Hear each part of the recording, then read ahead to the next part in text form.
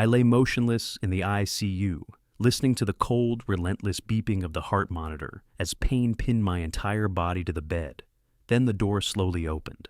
A nurse stepped inside, carrying the unmistakable scent of lavender, my late wife's favorite perfume. She placed an icy hand on my forehead, leaned close, and whispered, "Don't be afraid. Your wife sent me." She said, "It's time to bring you home." The monitor suddenly erupted into frantic alarms. My wife had been buried 3 years ago. So, who was standing beside me? "I'm so grateful you're here. Before we go, further drop a comment and tell me where are you watching from? Your city or country, I'd love to know. Welcome to Revenge, Dad. This story contains fictional elements added for entertainment and educational purposes. Names and settings are coincidental, but the message it carries is one worth keeping. The morning Eleanor died, she told me the lavender would come back on its own. I didn't believe her then. I stood at her bedside in that small room that smelled of old wood and medicine, and I told her I'd never been good at keeping things alive without her help. She laughed at that, a short, tired laugh that cost her more than she let on, and she reached up and pressed her hand against my jaw the way she had done 10,000 times before. "You'll figure it out, Walter," she said. "You always do." 3 years later, every October, the lavender came back. I thought about that on the morning everything changed. I was walking the south fence line the way I did every day at 6:30. Coffee thermos in my left hand, the collar of my flannel jacket turned up against the chill that rolled down off the Blue Ridge before sunrise. The Shenandoah Valley in October smelled like wood smoke and wet earth, and something else I could never name, something that felt like the land itself, exhaling after a long summer. 45 acres. Eleanor and I had bought them when we were 31 years old, with money we didn't really have, signing papers on a kitchen table in a real estate office in Harrisonburg, while the agent kept glancing at our worn shoes. We built everything on this land, the farmhouse, the equipment barn, the fencing that now needed a new post every other season, which I fixed myself, because Eleanor always said a man who couldn't fix his own fence had no business owning one. I was 72 years old, and I still fixed my own fence. I figured she would have approved. The gravel road that ran along the property's eastern edge curved gently before it met Route 11, and I had walked that curve so many thousands of times that my boots knew it without my eyes. I was thinking about the back pasture drainage. There had been heavy rain the week before, and the ground near the old oak was pooling when I heard the engine. Not the usual sound of a farm truck heading into town. Something idling, waiting. I looked up.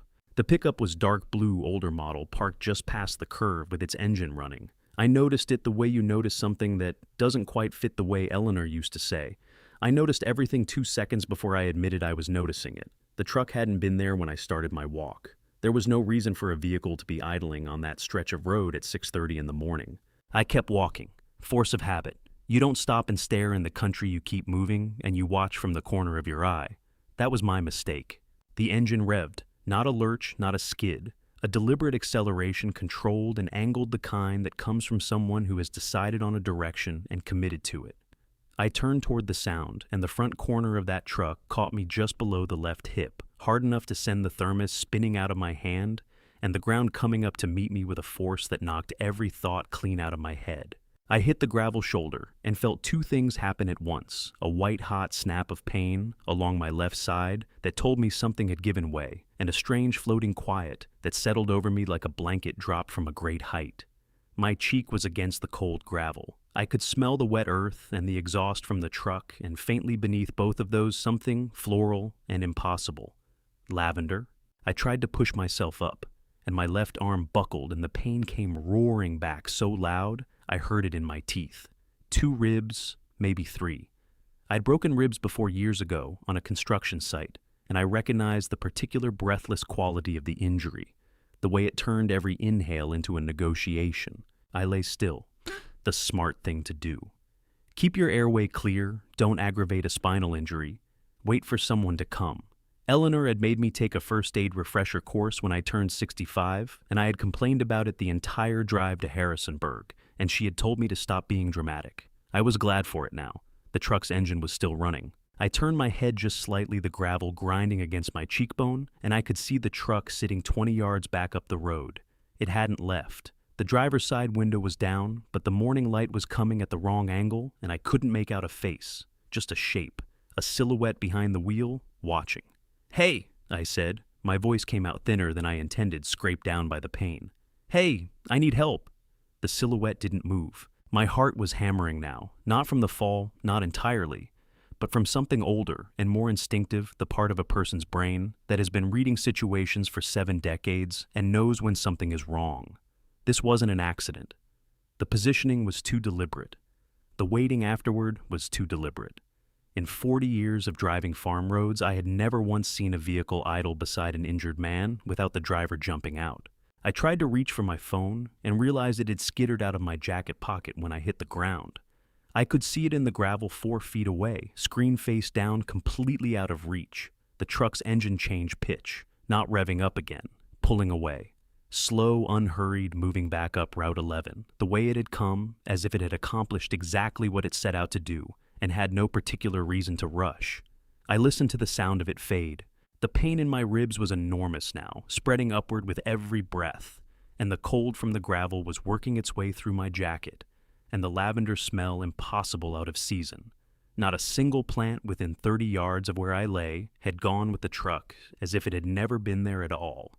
"Eleanor," I said to no one, to the empty road and the cold October sky and the 45 acres of land we had built together out of nothing. The only answer was the wind coming off the mountains moving through the fence-line grass, and somewhere back at the farmhouse the screen door catching in the breeze the way it always did when I left it unlatched. Then the darkness came. The first thing I saw when I opened my eyes was a ceiling tile with a water stain shaped like the state of Florida. The second thing I saw was Russell. He was standing at the foot of the bed with his arms crossed and his face arranged into an expression I recognized from his childhood. The look he wore when he'd broken something and was rehearsing his explanation before anyone asked. Concern carefully applied. Grief measured out in precise amounts. He had always been good at that, my son, good at wearing the right face for the room. "Dad." He uncrossed his arms and moved to the side of the bed, and his voice dropped into something soft and careful. "Dad, can you hear me? Squeeze my hand if you can hear me." My left side felt like someone had filled it with broken glass. Every breath I drew scraped against something that wasn't supposed to move, and the effort of it made my vision swim at the edges. 2 ribs, maybe 3, the same assessment I'd made on the road still holding. My head felt wrong, too heavy, packed with cotton. That was the medication. I could feel the IV in the back of my left hand, the thin, cold thread of it running up my arm. I squeezed Russell's hand. He exhaled a performance of relief and turned toward the doorway. "Diane, he's awake." Diane came in from the hallway carrying 2 paper cups of coffee from the vending machine down the hall. She was 41 years old, and she had her mother's bone structure and none of her mother's warmth. And when she saw me looking at her, she arranged her face into something that was meant to resemble anguish. Her eyes were dry. I noticed that. Eleanor, when she cried from somewhere real. Her whole face changed. Her chin trembled. Her breath hitched in a way she couldn't control. Diane's face changed in a way that looked studied. "Oh, Daddy." She set the cups down on the tray table and reached for my free hand, and her fingers were cool and smooth. "We were so scared. The hospital called us and we drove straight here. We didn't even stop. We were just..." She pressed my hand against her cheek and closed her eyes. "We're just so glad you're okay." I was not okay, but I didn't say that. The door opened again, and a man I didn't recognize walked in wearing a white coat, and the particular brand of confidence that doctors develop after years of being the most important person in whatever room they enter. He was maybe 55 silver at the temples, with the kind of tan you get from weekend golf rather than outdoor work. "Mr. Holt." He extended his hand. "I'm Dr. Gerald Shaw, chief of the ICU here at Blue Ridge Regional. We've been monitoring you closely since you came in this afternoon." I shook his hand. My grip was weaker than I wanted it to be. "Your son and daughter have been here since you arrived." Dr. Shaw continued moving to the monitor beside my bed and studying the readout with the focused attention of a man who wanted to appear thorough. "We've completed a full neurological workup. The good news is that your rib's 2 fractures on the left side are manageable. No surgical intervention needed." He paused, and in that pause I felt something shift in the room, a slight change in pressure the way the air feels before a storm comes in off the mountains. However, the imaging also revealed some concerning findings.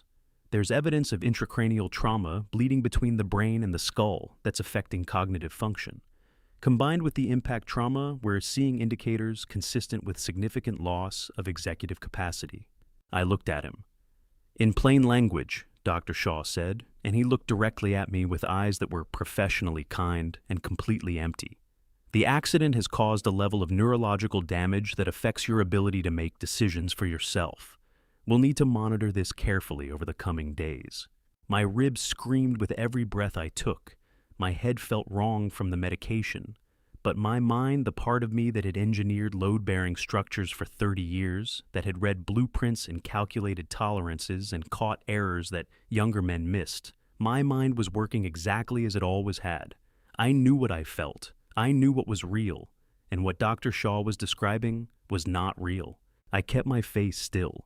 It cost me something to do it, some internal effort that felt like holding a door shut against a strong wind, but I kept my face still, and I let my eyes go slightly unfocused the way eyes look when the person behind them has retreated somewhere far away. It was a performance, and I was not naturally a performer, but I had spent 40 years reading people on job sites, reading who was cutting corners, who was lying about timelines, who was afraid and covering it with noise, and I understood in that moment that performing was exactly what I needed to do. Russell was watching Dr. Shaw with an expression of practiced sorrow, but his shoulders had dropped, tension releasing, the specific loosening of a man who has just heard the answer he was hoping for. That was the thing that made my chest tighten harder than the broken ribs ever could. Not the false diagnosis, not the doctor's empty eyes. It was my son's shoulders dropping with relief at the news that his father's mind was gone. We'll want to discuss next steps with the family, Dr. Shaw said, directing this at Russell rather than at me, as if I had already become a subject to be discussed rather than a person to be addressed. There are some forms we'll need to get in order, given Mr. Holt's current situation. Of course, Russell said. Whatever you need, we're here for him. Dr. Shaw nodded and made a note on his tablet and walked out of the room, and I watched him go through eyes I was keeping carefully vague, and I thought about the way he had said forms with the practiced neutrality of a man who has said a particular word so many times it has lost its edges. Diane was still holding my hand. She had started talking something about the farm, about how they would make sure everything was taken care of, how I didn't need to worry about anything anymore. Her voice had taken on a tone I associated with people speaking to very young children or very old dogs. I let my head fall slightly to the side toward the window. Outside, the Blue Ridge was going purple in the early evening light. The ridgeline I had looked at every day for 40 years, and somewhere beyond, it was my farm, my fence line, Eleanor's lavender, the screen door that caught in the wind. That was when I saw it. Russell had moved to the window to take a phone call, turning his back to the room. And in the glass and the reflection of the glass, I could see his face. He was smiling. Not the careful, grief-adjacent expression he'd been wearing since I opened my eyes. A real smile, small and private, and satisfied the smile of a man who has just watched a plan fall into place. He caught himself after a second and smoothed it away, but I had seen it, and the seeing of it drove something cold and sharp directly into the center of my chest that had nothing to do with broken ribs. I turned my eyes back to the ceiling tile. Florida. The water stain still looked like Florida. I stared at it and breathed through the pain and did not let my face change. And somewhere beneath the medication and the fear and the grief that was always present now, 3 years running, I felt something else begin to take shape. Resolve. Dr. Shaw came back to the doorway a moment later and said something to Russell in a low voice. I caught 2 words clearly above the ambient noise of the ICU hallway. The paperwork. Russell nodded, once the nod of a man confirming a prior arrangement, and Dr. Shaw moved on down the hall, and I lay in my bed with my broken ribs and my carefully empty eyes, and I thought, I see you, both of you, and I am still here. The ICU at night is a different kind of place.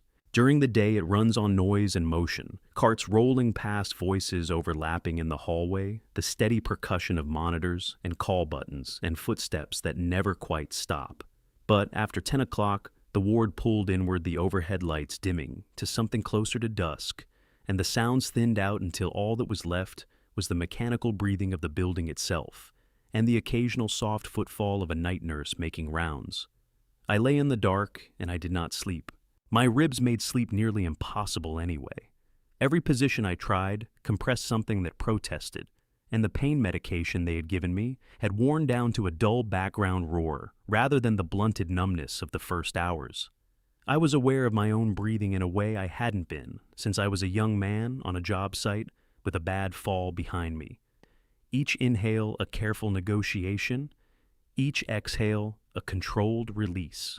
Russell and Diane had stayed until nearly 9. Russell spent most of that time on his phone in the corner of the room, his back to me, speaking in a voice low enough that I caught fragments rather than sentences. Diane sat beside my bed and talked at me with the relentless cheerfulness of someone filling silence they were afraid of the farm, the weather a neighbor's new barn she'd driven past on the way in. She didn't ask me questions. That told me something. A person who believes someone else can't understand them stops asking questions. She had already written me off. I kept my eyes soft and my face slack, and I listened to every word. They left together just before 9, Diane kissing my forehead with lips that barely touched skin, Russell squeezing my shoulder with a hand that felt like a formality. I watched them go through the glass panel beside the door. They walked down the hallway side by side, and at the elevator, Russell said something to Diane, and she nodded, and he put his hand briefly on the back of her neck, the way you touch someone you're steering rather than comforting. Then they stopped. Not at the elevator. 10 feet short of it just outside, the range of my room's direct sightline, but angled wrong. Angled so that their voices dropping into something more direct. Now that they believed no one was listening, carried back through the gap at the bottom of my door, with a clarity that the quiet of the late-night ward made almost cruel. I turned my head toward the door, slowly, every degree of movement costing me something. Shaw confirmed the filing went through. Russell's voice stripped of the careful softness he'd used in my room, flat and businesslike. Emergency petition is on the docket. 14 days to the hearing, maybe less if Callum moves it up. Callum, a judge's name. I filed it away. 14 days. Diane's voice was tighter than it had been all evening. That's 2 weeks, Russell. What if he starts showing... He won't. Russell cut her off. Shaw was very clear. The dosage he's on for the pain management is going to keep him foggy for at least the next 72 hours, and by the time it clears, we'll have the forms in order. Shaw signed the capacity evaluation this afternoon. It's done, Diane. It's done. My chest tightened so sharply that for a moment I thought it was the ribs again, but it wasn't the ribs. It was something colder and deeper than physical pain, the recognition arriving fully formed and undeniable that this had been planned, not improvised in the shock of an accident. Planned. The petition already filed. The judge's name already known. The doctor already paid, and the evaluation already signed on the same afternoon I'd been admitted. They had been ready. What about the farm? Diane asked. The buyer he's not going anywhere, Russell said, and I could hear the satisfaction in it, thick and unguarded, the way a person sounds when they've stopped performing and started feeling.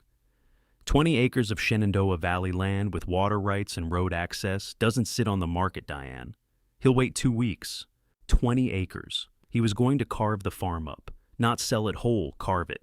Sell off the eastern section with the creek and the road frontage, the section Eleanor and I had always called the good land, the land where she used to walk in the evenings when she wanted to think. My hands lying flat on the blanket at my sides, curled slowly into fists. I felt the pull of it across my knuckles, felt the IV line tug slightly with the movement, and I made myself stop. Made myself open my hands back to flat. Made myself breathe through the pain and the rage that was building behind my sternum with a heat I hadn't felt in years. Not yet. Not yet. And the nursing home. Diane again. She was the one who needed reassurance. Russell had always been the one who moved forward. Diane had always been the one who needed the plan explained twice. Staunton, Russell said. It's 40 miles from here. Private facility memory care unit. Once the conservatorship goes through and we have authority over his placement, we move him within the week. The farm goes on the market the following Monday. Memory care. They were going to put me in a memory care unit, a locked ward for people who didn't know what year it was, who called out for people who had been dead for decades, who needed someone to help them find the bathroom. They were going to take my land sell off Eleanor's good acres, lock me in a room 40 miles away. And they were going to do all of it with the blessing of a court that had been handed a fraudulent medical evaluation by a doctor who had been paid $500,000 to lie. A sound escaped me. I couldn't stop it entirely. A short, sharp exhale through my nose that was 1 degree removed from a sound I hadn't made since the morning Eleanor died. I turned it into a cough. In the hallway, Russell and Diane went quiet for 2 seconds. Then Diane said, "Should we check on him?" And Russell said, "Shaw said he'd be out until morning. Leave him." And their voices moved away toward the elevator, and I heard the soft chime of the doors opening and the silence that followed when they closed. I lay in the dark for a long time after that. The monitor beside me tracked my heartbeat with patient indifference, a sound I had started to find almost comforting in its consistency. The one thing in this room that wasn't performing anything, just reporting, just saying still here, still here, still here. I thought about Eleanor. I thought about the evening 2 years before she died, when she had come in from one of her long walks on the good land and stood in the kitchen doorway with her boots still on and looked at me with an expression I had never been able to fully read. Not sad exactly, not afraid, something older than both of those. She had looked at me for a long moment, and then she had said, quietly almost to herself, "I just want to make sure you'll be all right, Walter." After I had told her to stop talking like that, she had smiled and changed the subject. She had known something, even then. She had been walking her good land, and she had known something, and she had not yet figured out how to tell me. I should have listened harder. I said to the dark room, to the ceiling tile with its Florida-shaped water stain, to the monitor that kept faithfully reporting my presence. My voice was barely above a breath, roughened by pain and something rawer than pain. I should have listened so much harder, Eleanor. The building hummed around me. Somewhere down the hall, a cart moved. Somewhere above the drop ceiling, the ventilation system pushed air through ducts that ran the length of the ward. I made myself think clearly. Through the pain and the grief and the anger that wanted to burn everything down, I made myself think with the same deliberate precision I had used for 30 years when a structure wasn't behaving the way the math said it should. Identify what you know. Identify what you don't know. Find the load-bearing element. What I knew Russell had filed for emergency conservatorship. Dr. Shaw had been paid to falsify my evaluation. A hearing was 14 days away. A nursing home in Staunton was already selected. A buyer for the eastern acreage was already waiting. What I didn't know whether anyone outside this room was working against this, whether Eleanor had left anything behind that could help me, whether there was still time. What I needed to find out starting tomorrow, starting with every foggy-eyed, slack-jawed, apparently empty-headed minute I could give them, was whether the answer to any of those questions was yes. I closed my eyes. Hold on, I told myself. Hold on and pay attention and don't give them a single thing they can use. Outside, the Blue Ridge sat dark against a darker sky, and the farm sat under the stars the way it always did, and Eleanor's lavender impossible out of season, but present somewhere beneath everything else, moved in whatever wind was blowing off the mountain tonight. The second night was worse than the first. Not because of the pain, though. The pain was still there, a deep grinding presence along my left side that made every position feel like a negotiation I was losing. Not because of the fear, though, that was present too, sitting in the corner of the room, the way certain thoughts sit when you can't afford to look at them directly. The second night was worse because I understood fully and without the buffer of shock exactly what was happening to me. They had planned this, every piece of it, and the hearing was now 13 days away. I had spent the daylight hours of the second day performing. Russell had come in the morning with a woman I didn't recognize, late 40s, dark blazer, a leather portfolio tucked under her arm, and introduced her as a family friend who handles financial matters. I had looked at the woman with carefully empty eyes, and she had looked back at me with the practiced neutrality of someone accustomed to looking at people who couldn't look back meaningfully.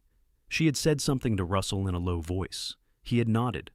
They had both left within 20 minutes, and I had lain in my bed, staring at the ceiling tile with the Florida water stain, and cataloged every detail of what I had just seen. Financial matters. A woman with a leather portfolio, 20 minutes. Diane had come in the afternoon alone this time, and sat beside me for 2 hours, reading something on her phone. She talked occasionally, filling silence the way she always had, words arranged to take up space rather than communicate.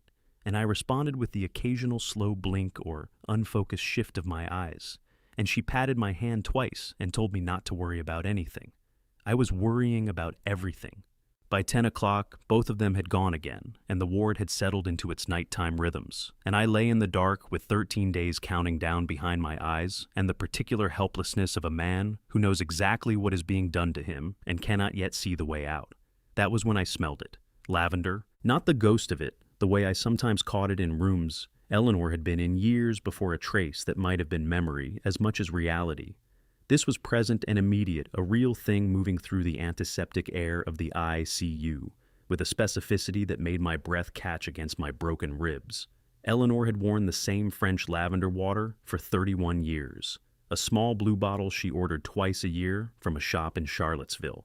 I knew that scent the way I knew the sound of her voice, not as information, but as something deeper, something that bypassed thought entirely and landed somewhere behind the sternum. The door opened, softly.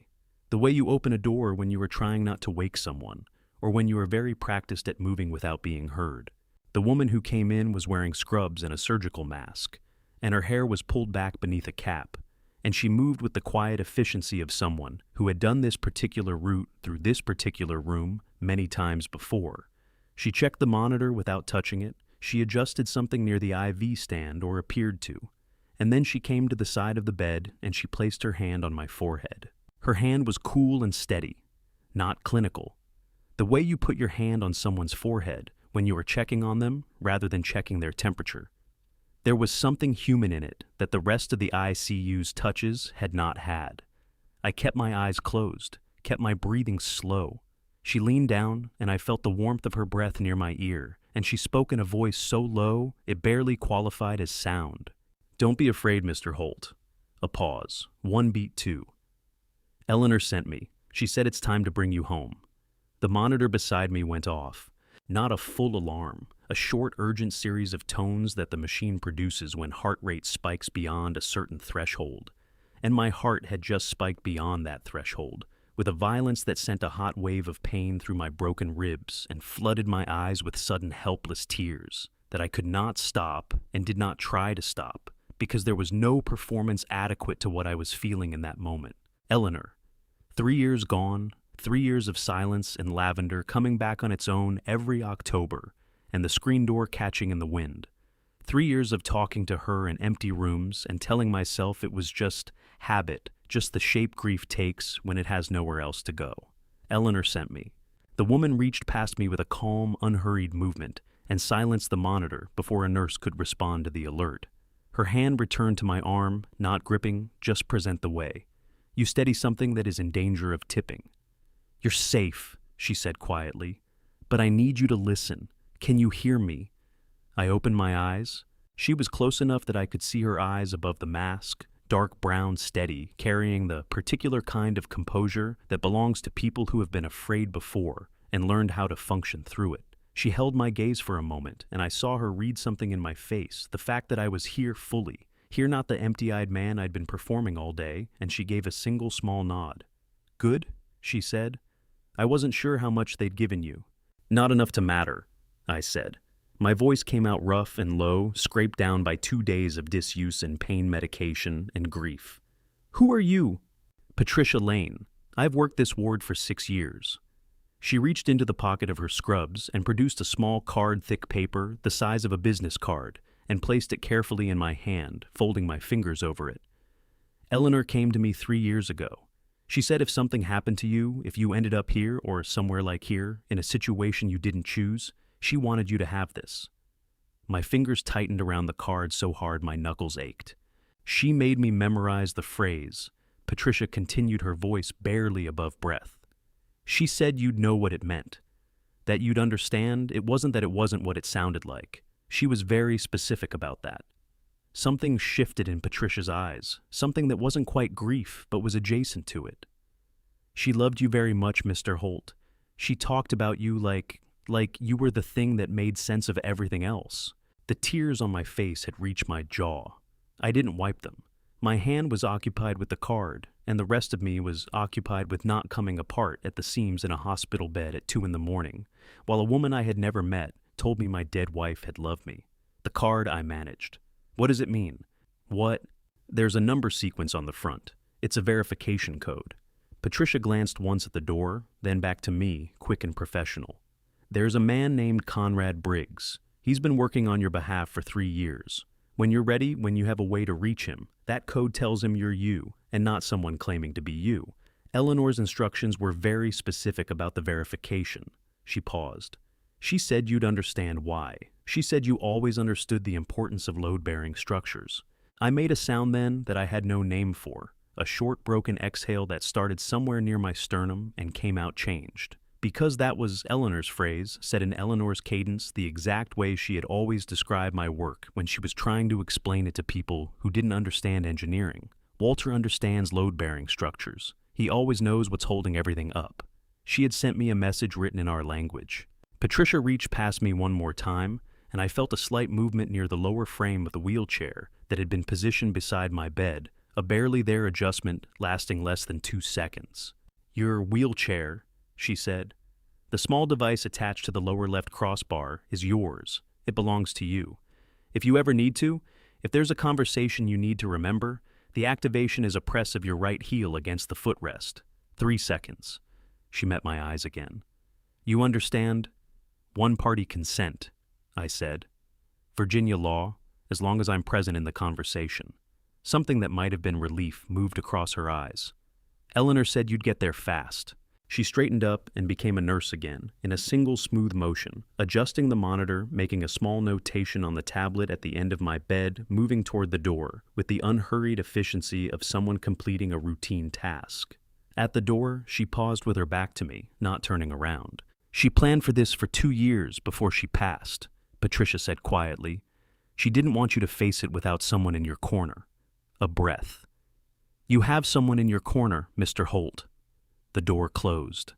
I lay in the dark with the card closed in my fist and the lavender still faintly present in the air and the tears drying on my face, and I pressed the small, hard rectangle of thick paper against my chest over my heart, over the place where the grief had lived for 3 years, like a stone that nothing could move.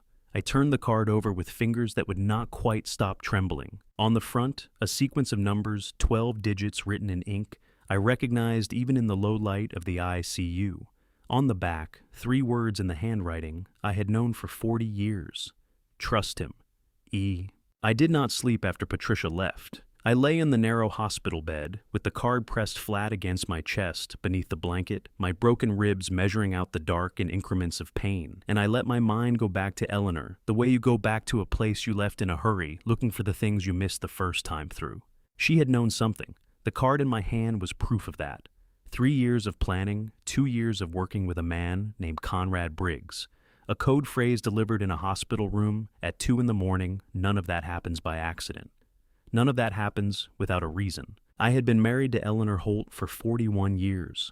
I knew the architecture of her mind the way I knew the architecture of a well-built structure, where the weight sat, where the load transferred, which elements were decorative and which ones were actually holding everything up. She did not worry without cause. She did not act without reason, and she did not keep things from me except when she believed with the particular certainty she reserved for matters she had thought through completely that keeping them from me was the right thing to do. So I went back through the last 2 years of her life, and I looked at everything differently. The walks. Eleanor had always walked in the evenings out through the back pasture, along the creek up to the ridge where you could see the valley laid out below in the long light. It was the thing she did when she needed to think, and I had never questioned it, because Eleanor had always needed to walk to think, and the farm had always given her room to do it. But in the last 2 years before she died, the walks had changed, longer, more frequent, and sometimes I could see it, now could see it in a way I hadn't let myself see it. Then she came back from those walks with a quietness that was different from her ordinary quiet, not peaceful, resolved, the quietness of someone who has made a decision and is living with it. I had asked her once in the kitchen after dinner what she was thinking about out there. She had looked at me across the table with those gray eyes that I had spent 4 decades learning to read, and she had said, the farm, making sure it stays what it's supposed to be. I had thought she meant the drainage in the back pasture. She had meant Russell and Diane. The money came back to me now. 3 years ago, 6 months before Eleanor died, Russell had come to us with an investment opportunity, a development project in the valley, commercial real estate. The kind of thing that sounded reasonable until you looked at the numbers carefully enough to see the edges. He had wanted us to put in $400,000. Eleanor had said no before I finished reading the prospectus. And she had said it in a way that closed the conversation so completely that Russell hadn't brought it up again. And I had been mildly surprised at the firmness of it, but had not pushed. Now I understood. She hadn't been saying no to an investment. She had been saying no to the first test. Because that was what it had been. I could see it clearly now with the card in my hand and Patricia's words still present in the room.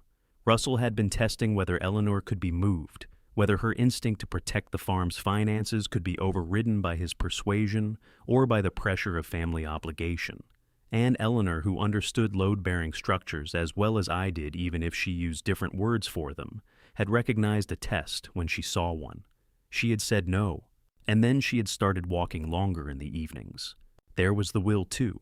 8 months before she died, Eleanor had told me she wanted to update her estate documents routine. She said a matter of making sure everything was current. I had gone with her to the attorney's office in Harrisonburg, sat in the waiting room with a cup of terrible coffee while she met with the lawyer privately. And she had come out 40 minutes later with a folder under her arm and the look of someone who had accomplished something necessary. She had never shown me the updated documents. I had not asked. In 41 years of marriage, we had maintained certain boundaries of privacy that were not about distrust, but about respect. There were things Eleanor managed, things I managed, and we did not require each other to account for every decision. I had trusted her judgment completely. I still did. "You were protecting me," I said to the dark room, to the ceiling, tile to the 4 walls that held nothing of her, except the lavender that had faded now to the edge of imagining. My voice came out rough and torn at the edges, the voice of a man talking to someone he couldn't stop talking to. "You were walking out there every evening, trying to figure out how to protect me, and you never said a word." The grief came then, not the sharp, sudden grief of loss, but the older, heavier kind. The grief of understanding something too late, of seeing clearly what you had only half seen when it was still possible to say something back. My chest shook with it, once a single hard tremor that had nothing to do with broken ribs, and my eyes burned in a way that had nothing to do with the medication. I pressed the heel of my hand against my eyes and held it there until the burning steadied. She didn't tell you because she didn't want you to look at them the way she did. The thought arrived fully formed in a voice that was almost hers. She wanted you to have more time believing they were good. That was Eleanor entirely. That was the most Eleanor thing I could imagine, carrying the weight of knowing something terrible about our children, so that I could be spared it a little longer, protecting me from the look in my own eyes when I finally understood what our son had become. I pulled the card out from beneath the blanket and held it up in the thin light from the monitoring equipment. 12 digits on the front arranged in 3 groups of 4. On the back, 3 words and an initial. Trust him. E.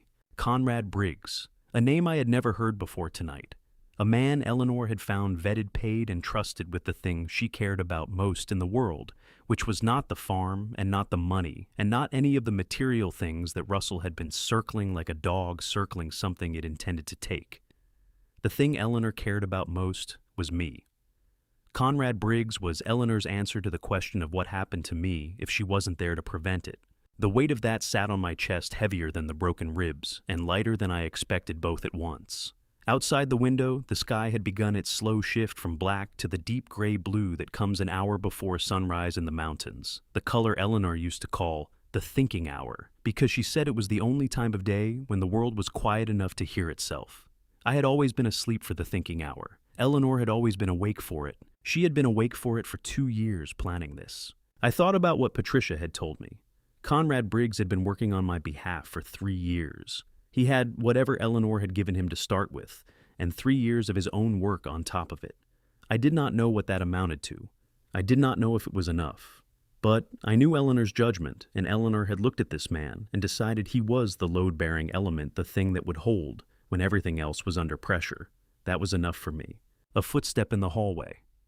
I turned my head toward the door eyes, going soft and unfocused out of habit, the performance coming automatically now after 2 days of practice. A night nurse passed the glass panel without pausing. I watched her go and waited until the sound of her footsteps faded before I let my eyes sharpen again. 13 days. 13 days to a hearing that Russell believed was already decided. 13 days during which I needed to stay in this bed, in this room, behind this carefully constructed mask of vacancy, while Conrad Briggs did whatever Eleanor had trusted him to do. I was 72 years old. I had 2 broken ribs and an IV in my left hand and a fraud diagnosis in my medical file. I had a card with 12 numbers and 3 words on the back. And I had Eleanor. Not the way I wanted her, not the way I would have chosen, but present in the room in every decision she had made when I wasn't looking, in every evening walk, in every quiet conversation with a nurse named Patricia, and every careful choice that had led to this card existing at all. 13 days, I said quietly to the thinking hour sky. You only need 13 days, Walter. Outside, the Blue Ridge slowly emerged from the dark ridge by ridge, the way it always did, patient, unhurried, entirely indifferent to the small, urgent troubles of the people who lived at its feet. I watched it come back to itself in the gray light, and I breathed through my ribs, and I held Eleanor's last message against my chest. And then, for the first time in 2 days, I closed my eyes and slept. I woke to the sound of Russell's voice in the hallway. Not loud, Russell was never loud when he was working. He had the particular gift of the practiced manipulator, the ability to keep his voice at exactly the register that sounded reasonable, cooperative, concerned, while the words themselves did something else entirely. I had not understood that about him when he was young. I had called it diplomacy. Eleanor, I suspected, had understood it much earlier than I had. Through the glass panel beside the door, I could see 3 shapes rustle and 2 people I didn't recognize. One was a woman in her 40s, carrying a soft-sided briefcase, her hair pinned back with the no-nonsense efficiency of someone whose mornings were scheduled to the quarter hour. The other was a man younger, with a lanyard around his neck, bearing an official-looking badge. He was carrying a notary seal in a leather case, the portable kind, the kind that mobile notaries bring to hospitals and nursing homes, and anywhere else people need documents witnessed when they cannot come to an office. My stomach turned over. I had 30 seconds, maybe less, before they came through the door. I used them. The card was still in my pajama shirt pocket, pressed flat against my ribs. I pushed it down deeper to the bottom of the pocket and arranged the fabric of the shirt over it. Then I let my eyes go soft and my jaw loosen slightly and my hands fall open on the blanket the way hands fall when the mind behind them has stopped directing them. I had been practicing this performance for 2 days now, and it came more easily than I expected, which troubled me in a way I didn't have time to examine. The door opened. "Good morning, Dad." Russell came in, first his voice carrying the careful warmth of someone who has rehearsed the opening line. "How are you feeling today? You look a little better." I looked at him the way I had been looking at things for 2 days, present without being present. My eyes tracking him, but not quite landing the way a man looks when the lights are on and no one is home. Russell turned to the 2 people behind him. "This is Mr. Caldwell, a mobile notary public, and Miss Fitch, who handles our family's financial matters. They're just here to help us take care of some paperwork, make sure Dad's affairs are in order while he's recovering."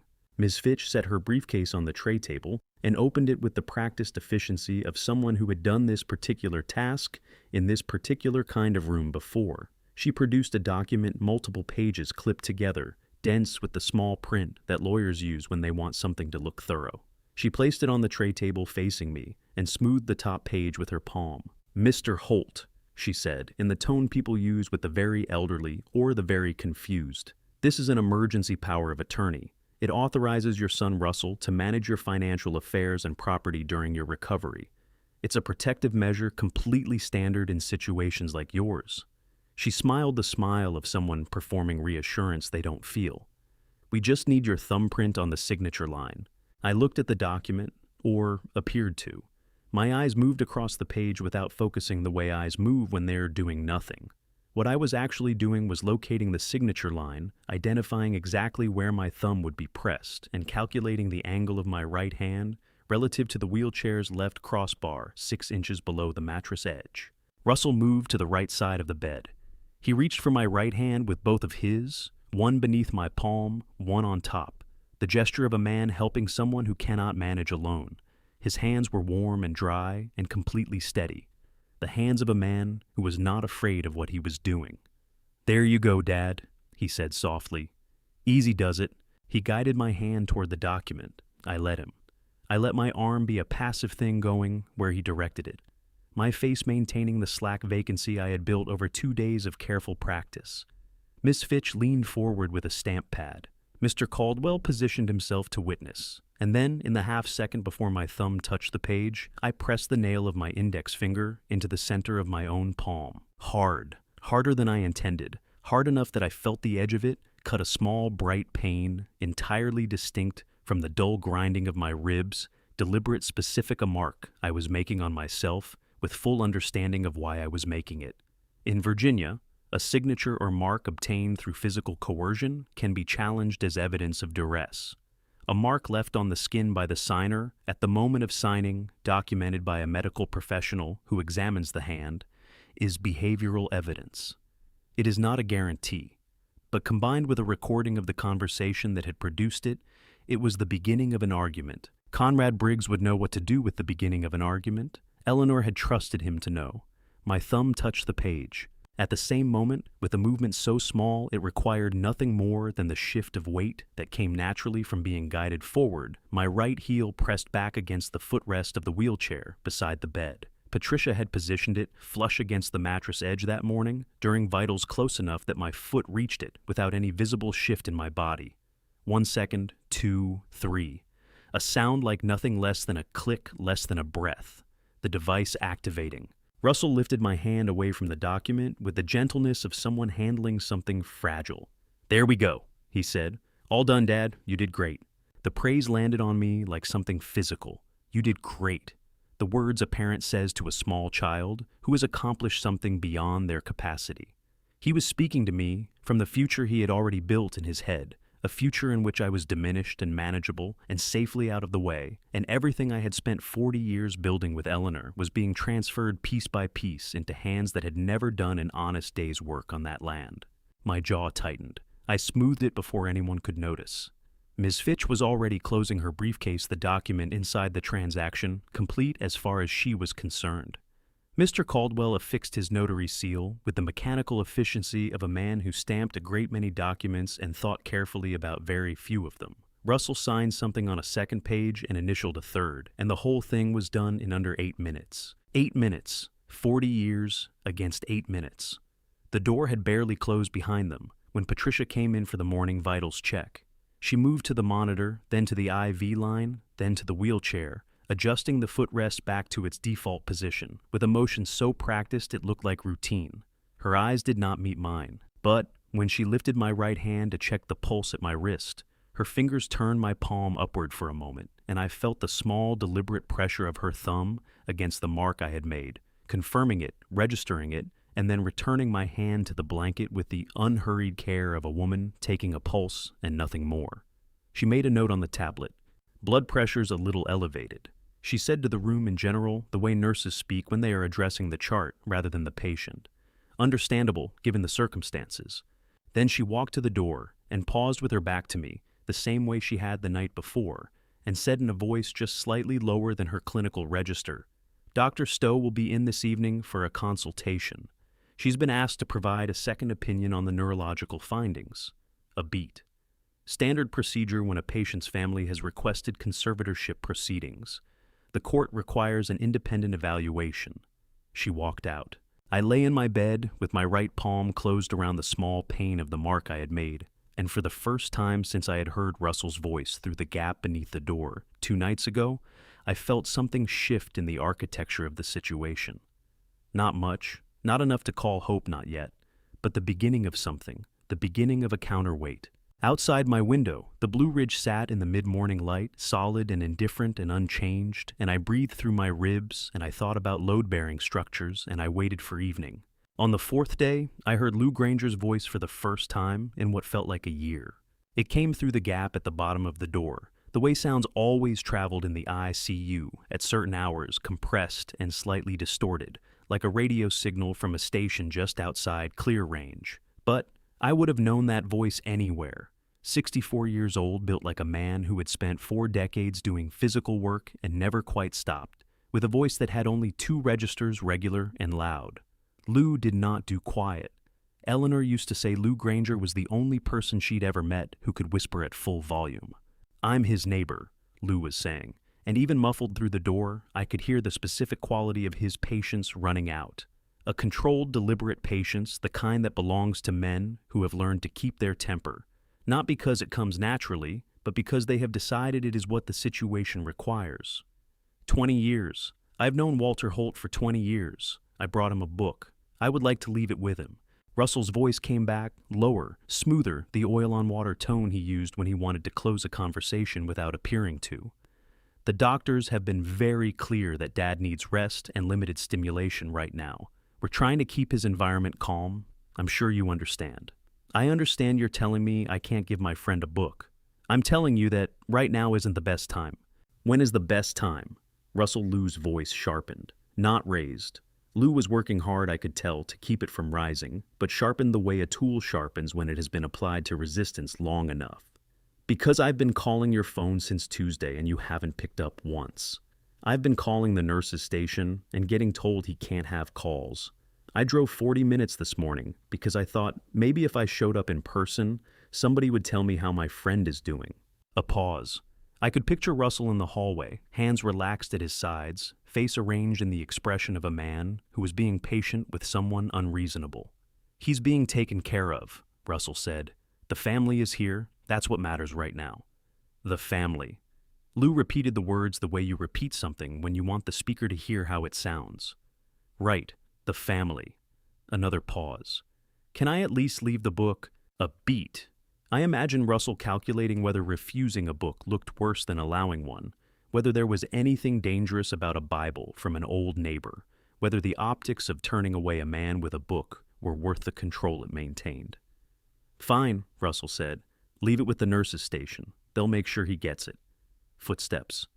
Russell's moving away down the hall. I lay in my bed and I waited, and after about 10 minutes the door opened, and a day nurse I recognized a young woman named Ellie, who had been kind to me in the small specific ways that good nurses are kind, remembering which arm the IV hurt less in bringing ice water without being asked, came in carrying a small hardcover Bible.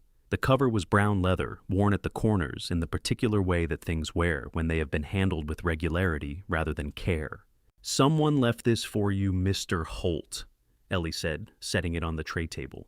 Said his name was Lou, said to tell you, she smiled a small, genuine smile, that the drainage in the back pasture isn't going to fix itself. My throat tightened so fast it almost hurt. That was Lou entirely. 20 years of friendship distilled into a single sentence about a farm chore, because Lou Granger communicated care the way men of his generation communicated most things sideways practical, in the language of things that needed doing, rather than feelings that needed naming. The drainage in the back pasture. He was telling me the farm was still there. He was telling me he was thinking about it. He was telling me he was thinking about me.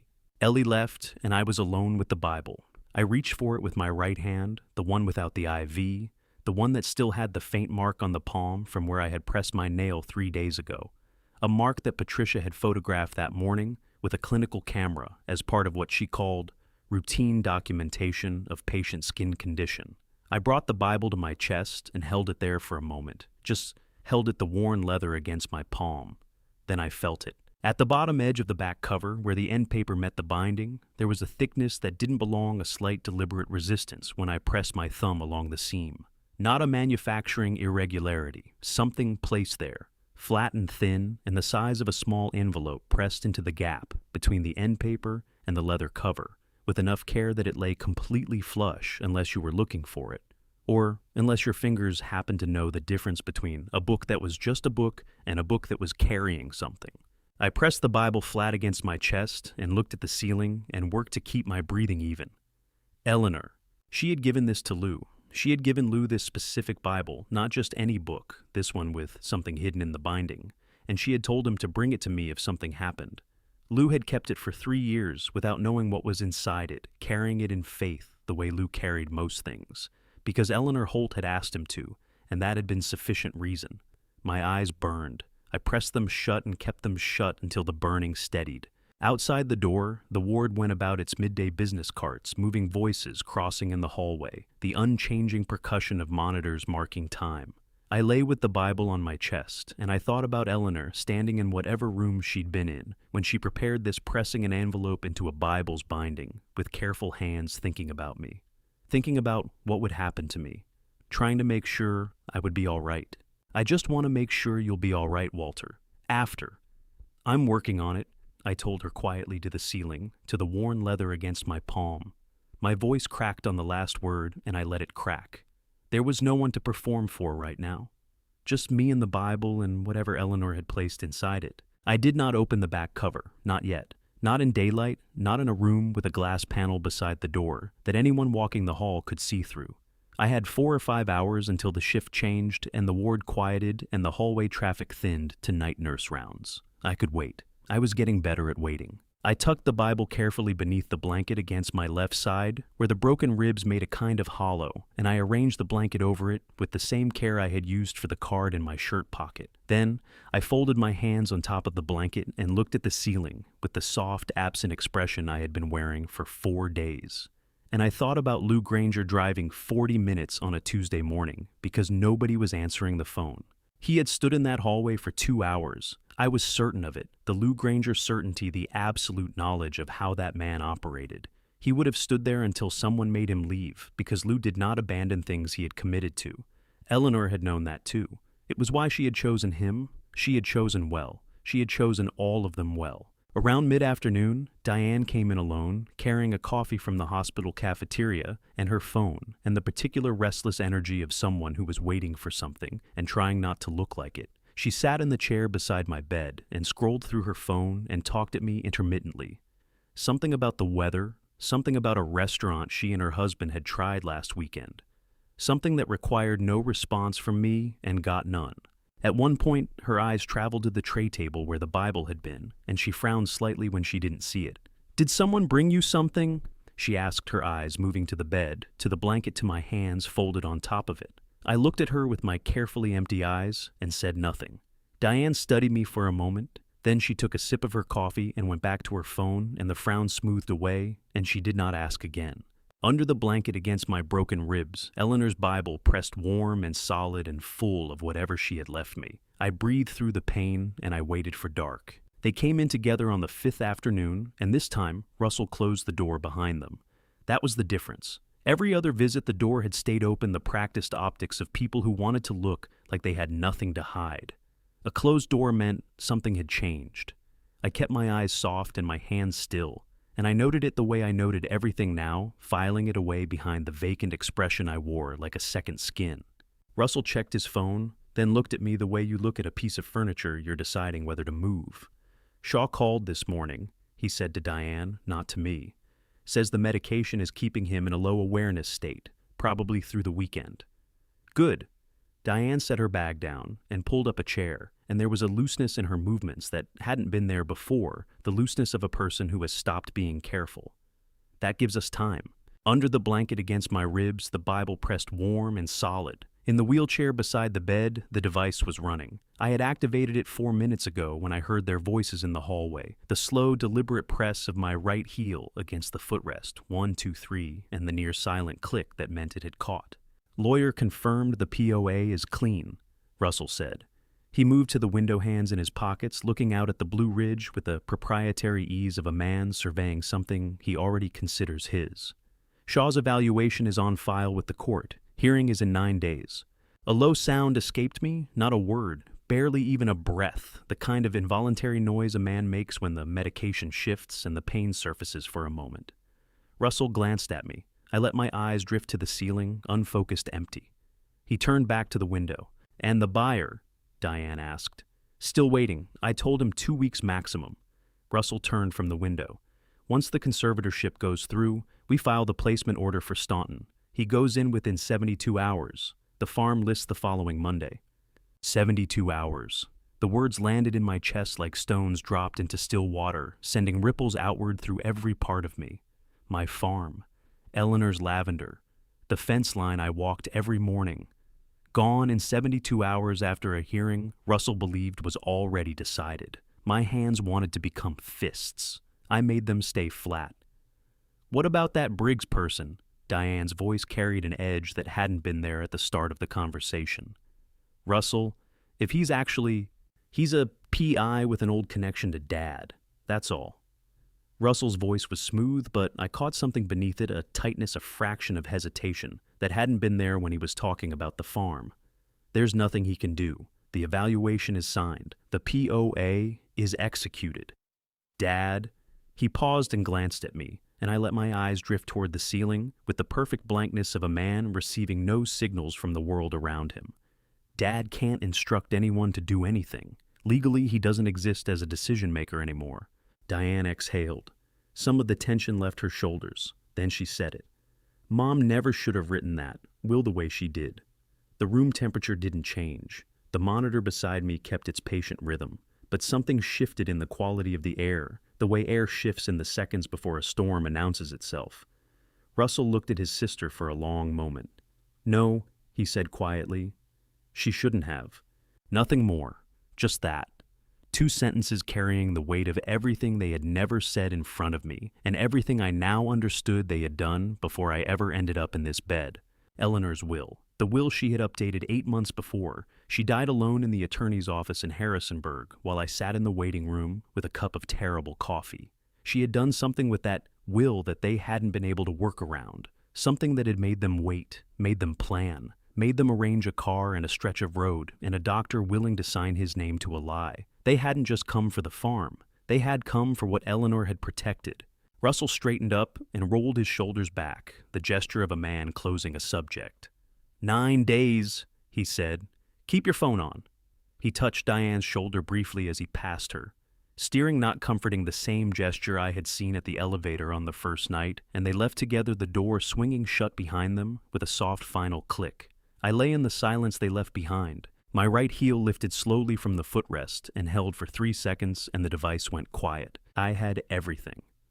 Under Virginia law, a recording is admissible when at least one party to the conversation has consented to it, and I had been in that room, present audible part of what those walls had heard. The sound I had made was small, but it was enough to make me a participant, not a bystander. Conrad would understand the distinction. Eleanor had trusted him to understand exactly this kind of distinction. Before I go any further, comment the word still, so I know you're here with me. Because what Walter does next, most people never see coming. A reminder, this story contains fictional elements woven in for storytelling purposes. Some details may not reflect reality, and if this kind of content isn't for you, it's okay to step away now. She came at 10:20. I knew it wasn't a regular check because the footsteps were wrong, not the practiced weight-distributed quiet of the night nurses who had learned to move through the ICU without disturbing anything but the deliberate, purposeful stride of someone arriving rather than circulating. The door opened and a woman I had never seen came in, carrying a tablet and a small testing kit, her ID badge reading Stowe, M.U.V.A. Medical Center Consulting, not Blue Ridge Regional, University of Virginia. She pulled the curtain between my bed and the door, not fully, just enough to create a partial visual barrier from the hallway, and came to the side of the bed and looked at me directly with the level assessing gaze of someone who had not yet decided what she was looking at. "Mr. Holt," she said quietly. "My name is Dr. Miriam Stowe. I'm a neurologist at the University of Virginia Medical Center. I've been asked to perform an independent evaluation of your neurological status by the guardian ad litem appointed to your case." She paused. The court requires an independent medical opinion before any conservatorship proceeding can move forward. That's standard Virginia procedure. It exists specifically to protect people in your situation. I held her gaze, and then slowly, deliberately, I let the vacancy drain out of my eyes. Dr. Stowe's expression didn't change, but something in her stillness shifted a physician's recognition, the moment of contact, when the person behind the patient becomes visible. "Conrad Briggs," I said. My voice was low and rough but steady. She gave a single nod. "He arranged the consultation. I reviewed your file before coming." A brief pause. Dr. Shaw's evaluation is not consistent with any presentation I have seen in 20 years of neurology. I wanted to see for myself. She produced a consent form from her tablet case and held it out to me, not handing it over, holding it so I could read it clearly. "This authorizes the independent examination. Patricia Lane has agreed to witness your signature. She's outside." Patricia came in quietly, stood at the foot of the bed, and I signed the form with a hand that was steadier than I expected. My own signature, unambiguous nothing, like the slack thumbprint Russell had guided onto the POA 8 days ago. Dr. Stowe worked efficiently and without theater. Cognitive assessment, first orientations questions, memory sequences, pattern recognition. I answered everything cleanly, quickly, without hesitation. She tested my reflexes, tracked my eye movements, asked me to describe the last book I had read, and the name of the county seat of Rockingham County, and the year I had retired, Harrisonburg. 2014. She made notes after each response, her stylus moving across the tablet with the focused economy of someone building a record rather than taking casual observations. "Tell me what happened," she said, when the formal testing was done. "In your own words." So I told her. All of it, the truck on the road. Russell's smile in the window, the POA, the recording, the card. Eleanor. I kept my voice low and even, and I did not rush, because rushing was for people who were afraid their story would be taken away before they finished it. Dr. Stowe listened without interrupting, her eyes on my face, the tablet dark in her lap. When I finished, she was quiet for a moment. "The guardian ad litem assigned to your case has already flagged inconsistencies in Dr. Shaw's evaluation," she said finally. "My findings will be filed with the court by Thursday morning." She looked at me steadily. "You have 8 days until the hearing, Mr. Holt. Conrad Briggs will contact you tomorrow." She closed the tablet case and stood. "For what it's worth," Dr. Stowe said at the door. Eleanor chose her team carefully. She left. Patricia followed, pulling the curtain back into place as she went, leaving the room exactly as it had been, except that somewhere in the court system of Rockingham County, a second medical opinion was now traveling toward a judge's desk, and it said something entirely different from what Dr. Shaw had been paid to say. I lay in the dark and felt for the first time that the ground beneath me was something other than empty air. Outside, the night nurses moved through their rounds. The monitor tracked my heartbeat, and 8 days suddenly felt like enough. I waited until 2 in the morning, until the ward had gone fully quiet, until the last set of footsteps had passed my door, and not returned until the only sounds were the monitor and the ventilation system and the particular deep silence of a building that has finally stopped pretending it is anything other than a place where people wait. Then I reached beneath the blanket and I took out Eleanor's Bible. The envelope was exactly where my fingers had found it 4 days ago, pressed flat into the gap between the end paper and the back cover, invisible unless you were looking for it. I worked it free carefully, one corner at a time, and held it in the low light of the monitoring equipment. My name on the front, her handwriting, the letters slightly larger than her usual script, as if she had wanted to make sure, across whatever distance separated the writing from the reading, that I would know this was meant for me. My hands were trembling, not from pain, from the simple devastating fact of holding something she had touched. I opened it. "Walter. If you're reading this, then what I was afraid of has happened, and I'm sorry I couldn't be there to face it with you. I'm sorry for a lot of things. Mostly I'm sorry I didn't tell you sooner. I started noticing things about Russell and Diane 2 years before I got sick. Small things first, the way Russell looked at the East Acreage when he thought I wasn't watching the questions Diane asked about the life insurance that weren't really questions about the insurance. I told myself I was wrong. I wanted to be wrong. You love them so much, Walter, and I didn't want to be the one to change the way you looked at them. But I wasn't wrong. I hired Conrad Briggs 18 months before I passed. He's a good man, careful, honest, the kind of person who understands that some jobs matter more than others. I gave him everything I had. I also signed a legal authorization allowing him access to my medical records and pharmacy files going back 5 years, and I asked the pharmacy to retain my prescription records under a preservation clause Conrad filed on my behalf. I did this because I needed there to be a record of everything. Walter, my heart medication was changed. I don't know exactly when or how, but Conrad found the discrepancy in the pharmacy. Records the prescription on file does not match what I was actually given. I can't prove who did it, but Conrad can follow it further than I could. I need you to let him. The farm is yours. I made sure of it. Everything I updated in the will 2 years ago was done to protect what we built together. Russell and Diane will find that the walls are stronger than they look. I love you. I have loved you for 41 years, and I will love you for whatever comes after that. I'm sorry I couldn't stay. Trust Conrad. Trust yourself. Come home. Eleanor. I read it twice.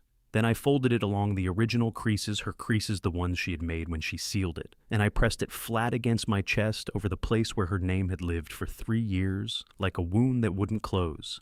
My face was wet. I hadn't noticed when that started. I did not try to stop it. There was no one to perform for.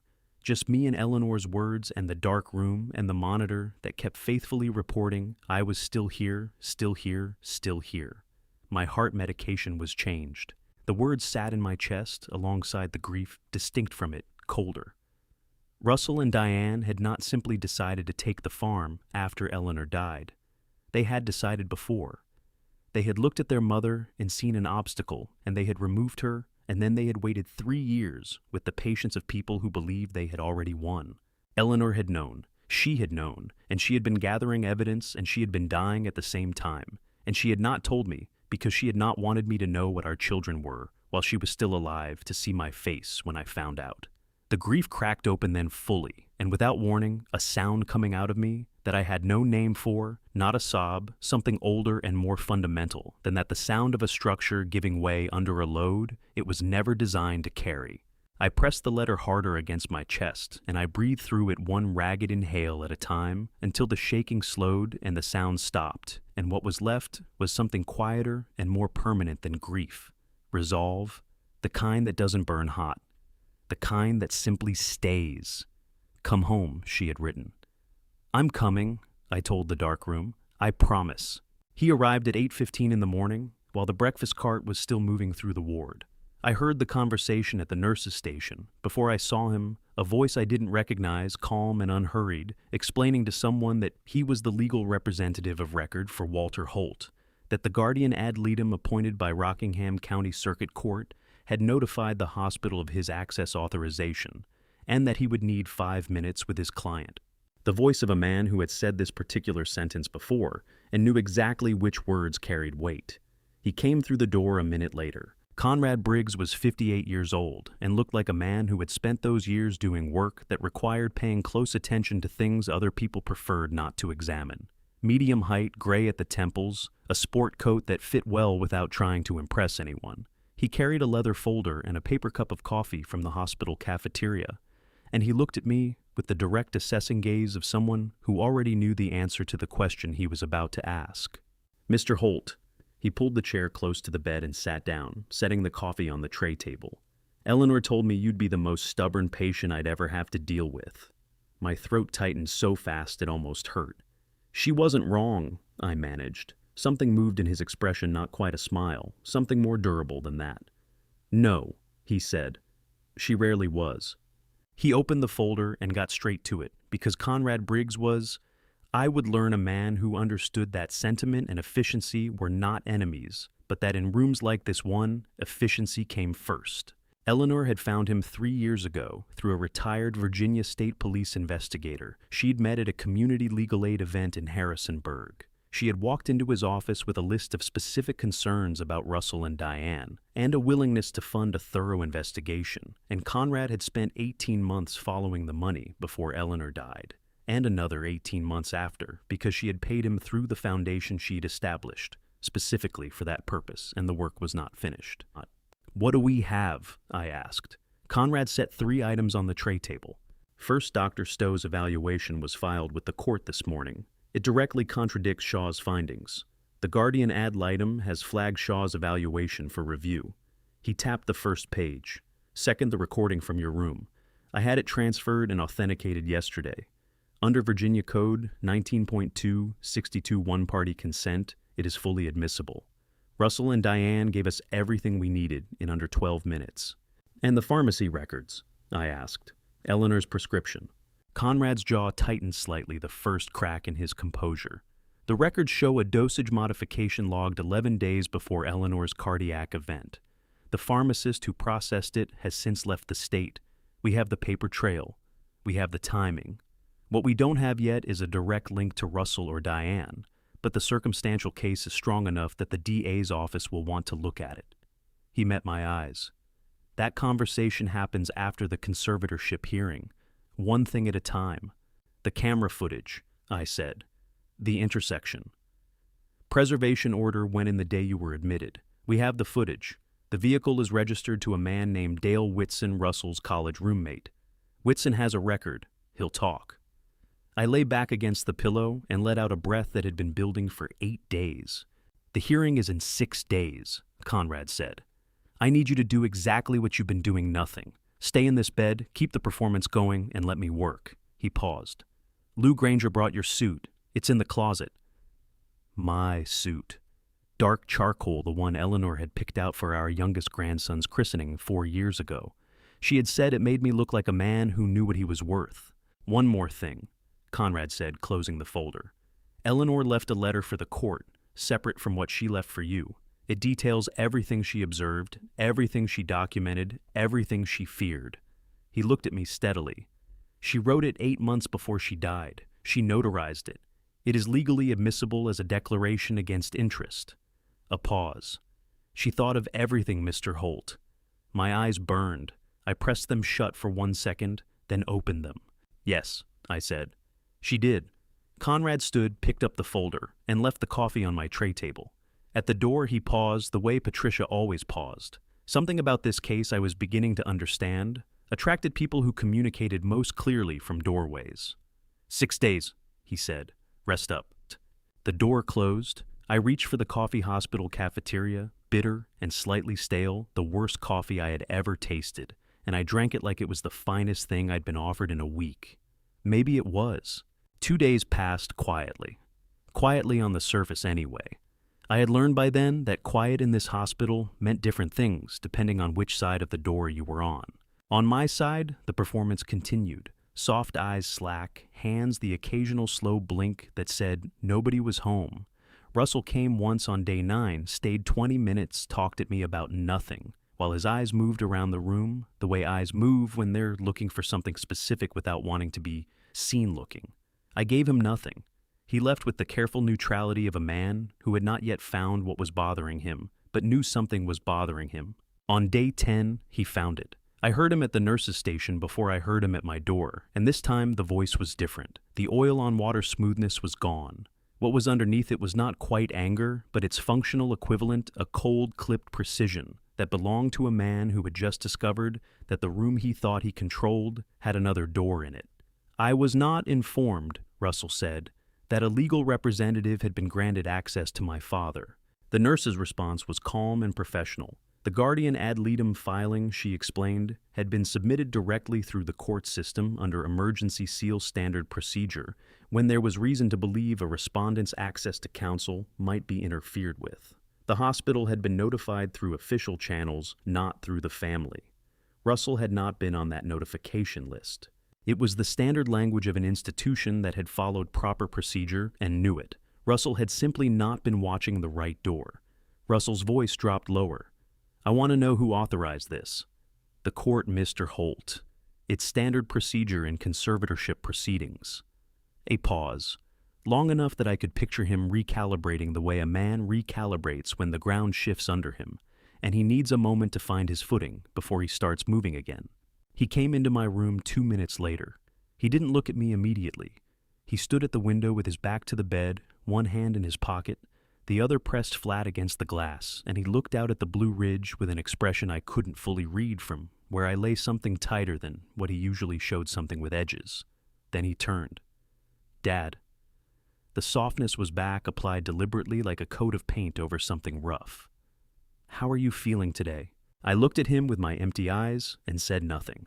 Russell pulled the chair close and sat down and leaned forward with his elbows on his knees, and for a long moment he looked at me with an expression that I realized with a chill that had nothing to do with the room. Temperature was genuinely trying to read me, to see if there was something behind the vacancy that hadn't been there before. I gave him the vacancy, full and complete and utterly convincing, I hoped. I don't know what you think you're doing, old man, he said quietly. His voice was almost gentle, which was worse than if it had been hard. But whatever it is, it won't work. Shaw's evaluation is on file. The POA is executed. In 5 days, this is done. He paused. I'd like you to come through this with some dignity. I really would. The word dignity in his mouth made something hot move through my chest. I breathed through it and kept my face still. Russell stood up and straightened his jacket. He was moving toward the door when his phone rang. He glanced at it, and something in his expression shifted. He stepped into the hallway, pulling the door most of the way closed behind him, and I heard fragments. Transfer order, signed by Shaw. Tomorrow morning, before the hearing. Staunton can take him by noon. They were moving me tomorrow, before the hearing, before Conrad could do anything about it. My heart rate spiked. The monitor registered it, a brief urgent cluster of tones. and I pressed my heel against the footrest, once quickly, because I needed to think, and the thinking had to happen now. 40 minutes later, Patricia came in for afternoon vitals. She checked the monitor, adjusted the IV, and as she reached past me to note something on the chart, she said very quietly and without looking at me, "Mr. Briggs filed an emergency motion to stay with Rockingham County Circuit Court 40 minutes ago. Judge Callum has issued a temporary hold on any patient transfer pending the hearing. Dr. Shaw's transfer order is suspended." She straightened up and made her notation and moved toward the door.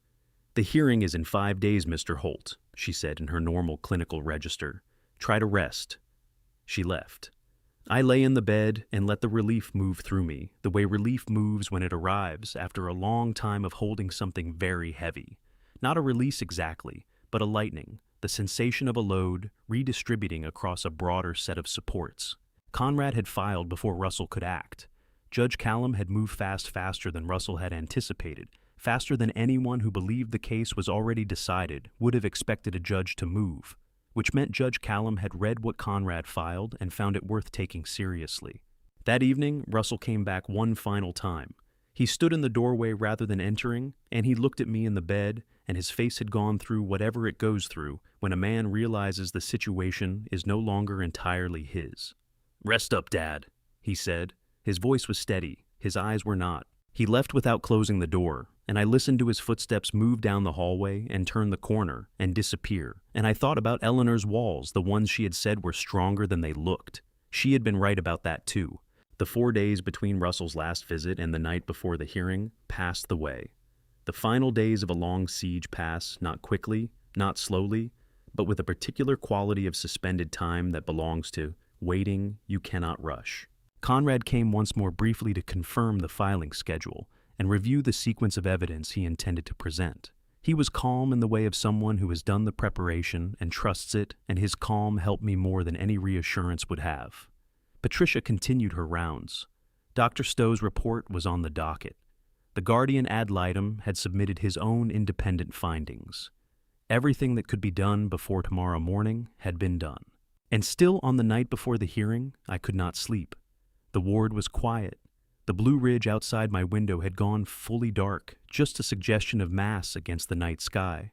The ridgeline I had lived beside for 40 years, rendered invisible by the dark and present anyway, the way certain things remain present even when you can't see them. I took Eleanor's letter from my shirt pocket. I had read it so many times in the past week that I no longer needed the light to follow it. My fingers knew the fold, the slight thickening where her pen had pressed harder on certain words, the smooth patch near the bottom, where she had rested her palm while the ink dried. I held it open anyway in the faint glow of the monitor, because holding it was different from remembering it. "Come home," she had written. "I'm trying," I told her. My voice came out rough and low, scraped down to something honest. "Tomorrow, I'm trying." The monitor tracked my heartbeat. The ventilation hummed. Outside somewhere on the ward, a cart moved and stopped and moved again. I thought about what I was afraid of. Not losing the farm, or not only that. What I was afraid of if I was honest in the way that 2 a.m. demands honesty was standing up in that courtroom and finding that I wasn't enough. That 72 years and 2 broken ribs and 14 days in a hospital bed had taken something from me that I needed to have tomorrow. That when the moment came, I would reach for whatever it was that had carried me through 40 years of hard work and one catastrophic loss and find the shelf empty.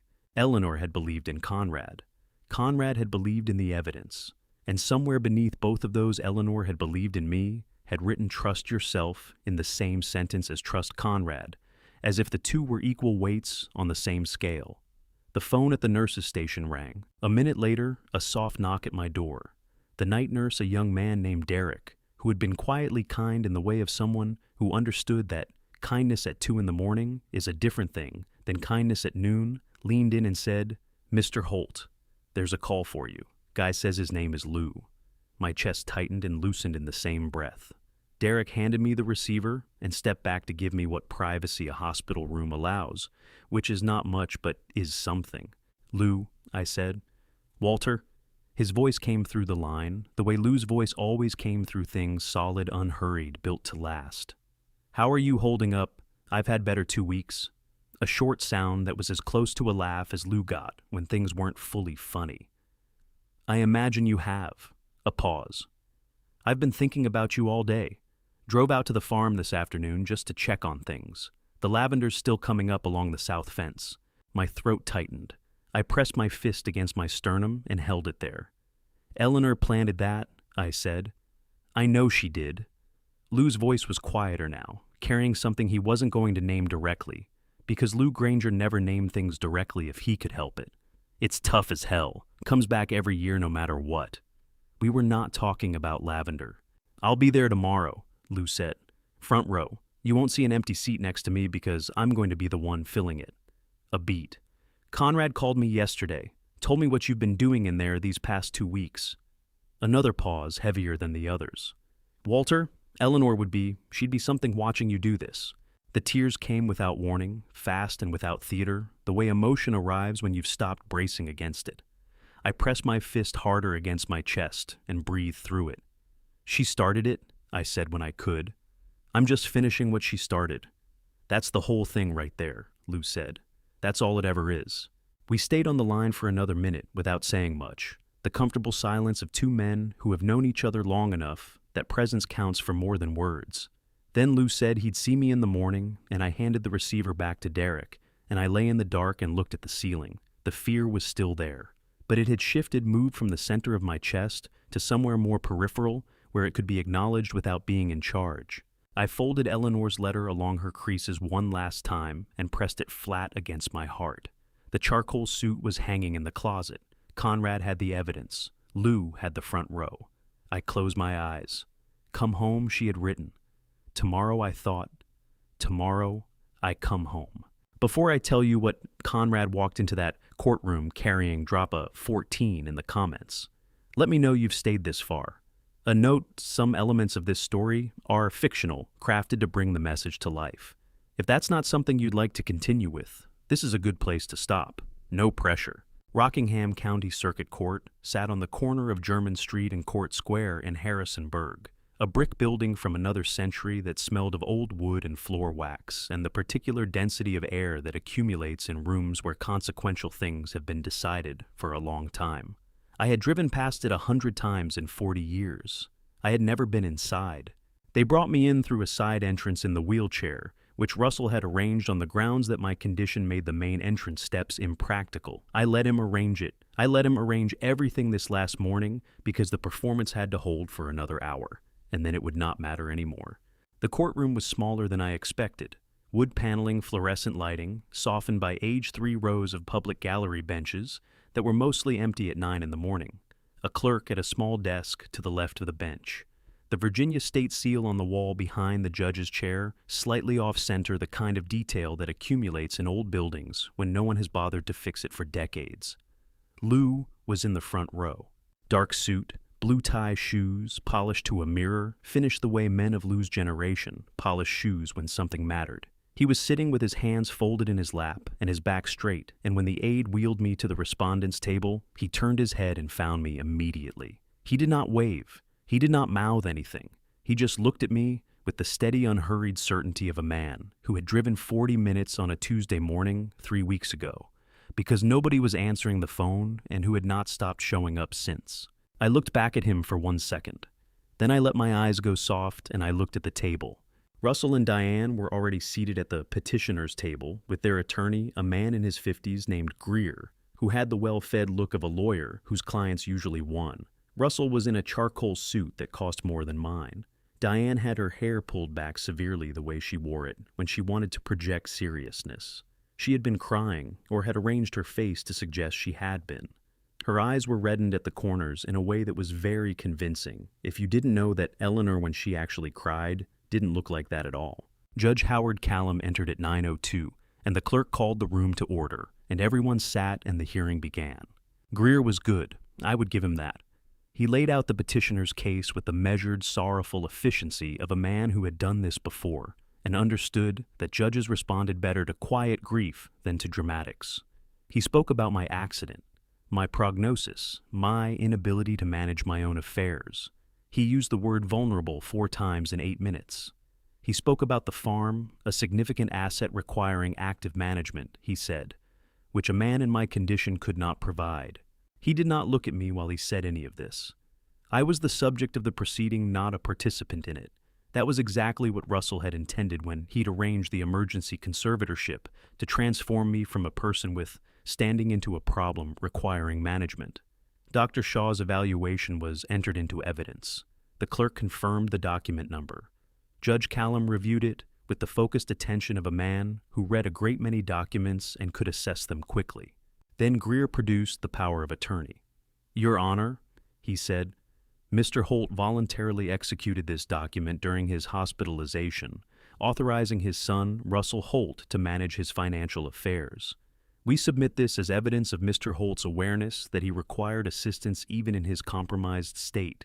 Diane made a sound at the petitioner's table, a soft, carefully timed exhalation that landed in the room like a punctuation mark. She pressed her fingers to her lips. Russell reached over and placed his hand on her arm. I watched all of it through eyes that registered nothing. Judge Callum set the POA beside the evaluation and looked at them together for a long moment. Then he looked at me, the direct level gaze of a man who had spent 30 years on the bench and had learned to look at respondents in conservatorship hearings the way you look at anyone whose fate you are about to decide. I gave him vacancy, complete and total and utterly convincing. He reached for the gavel. In the front row, Lou Granger's hands tightened in his lap. I caught it in my peripheral vision, the whitening of the knuckles, the small involuntary response of a man watching something he cannot stop and cannot look away from. He did not move. He did not make a sound. He just held on. The way Lou held on to everything with the stubborn, faithful grip of someone who had decided this was worth holding. Judge Callum's hand closed around the gavel. The courtroom door opened. Not loudly, it was a heavy door, and it opened with the controlled authority of someone who had timed their entrance and was not in a hurry now that they had made it.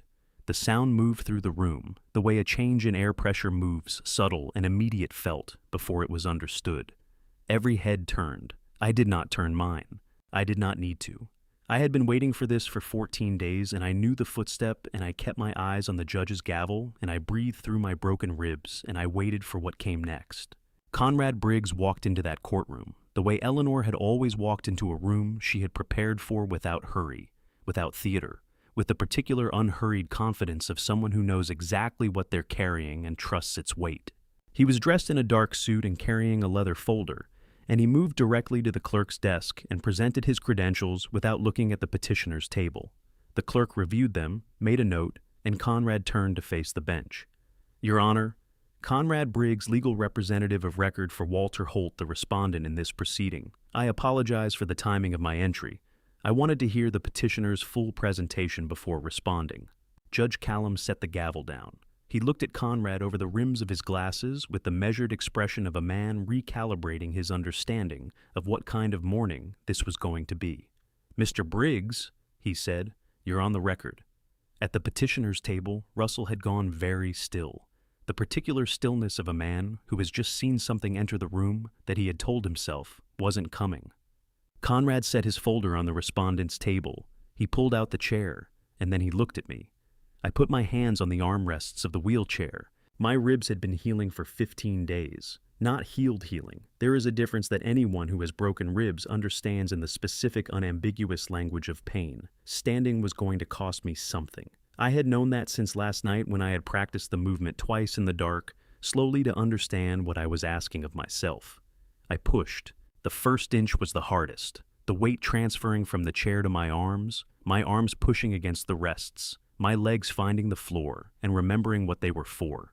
The pain came in a single clean wave across my left side, sharp enough to blur my vision for half a second, and I breathed through it the way I had been breathing through things for 15 days, deliberately one breath and then another. I straightened. Not all the way, not perfectly. I was 72 years old, with 2 healing ribs and 15 days of hospital bed behind me, and I was not going to pretend otherwise. But I stood. Both feet on the floor of Rockingham County Circuit Court, both hands releasing the armrests, my spine finding its full height. For the first time since a blue pickup truck had ended my morning walk on a county road outside Harrisonburg, I reached up and adjusted the collar of my charcoal suit. Then I raised my head. The room had gone completely silent. Not the anticipatory silence of a courtroom waiting for the next procedural step, but the arrested silence of a room full of people who have just understood that what they thought was happening is not what is happening. Across the room, Russell Holt's face went through 4 things in the space of 2 seconds. I watched all 4 of them.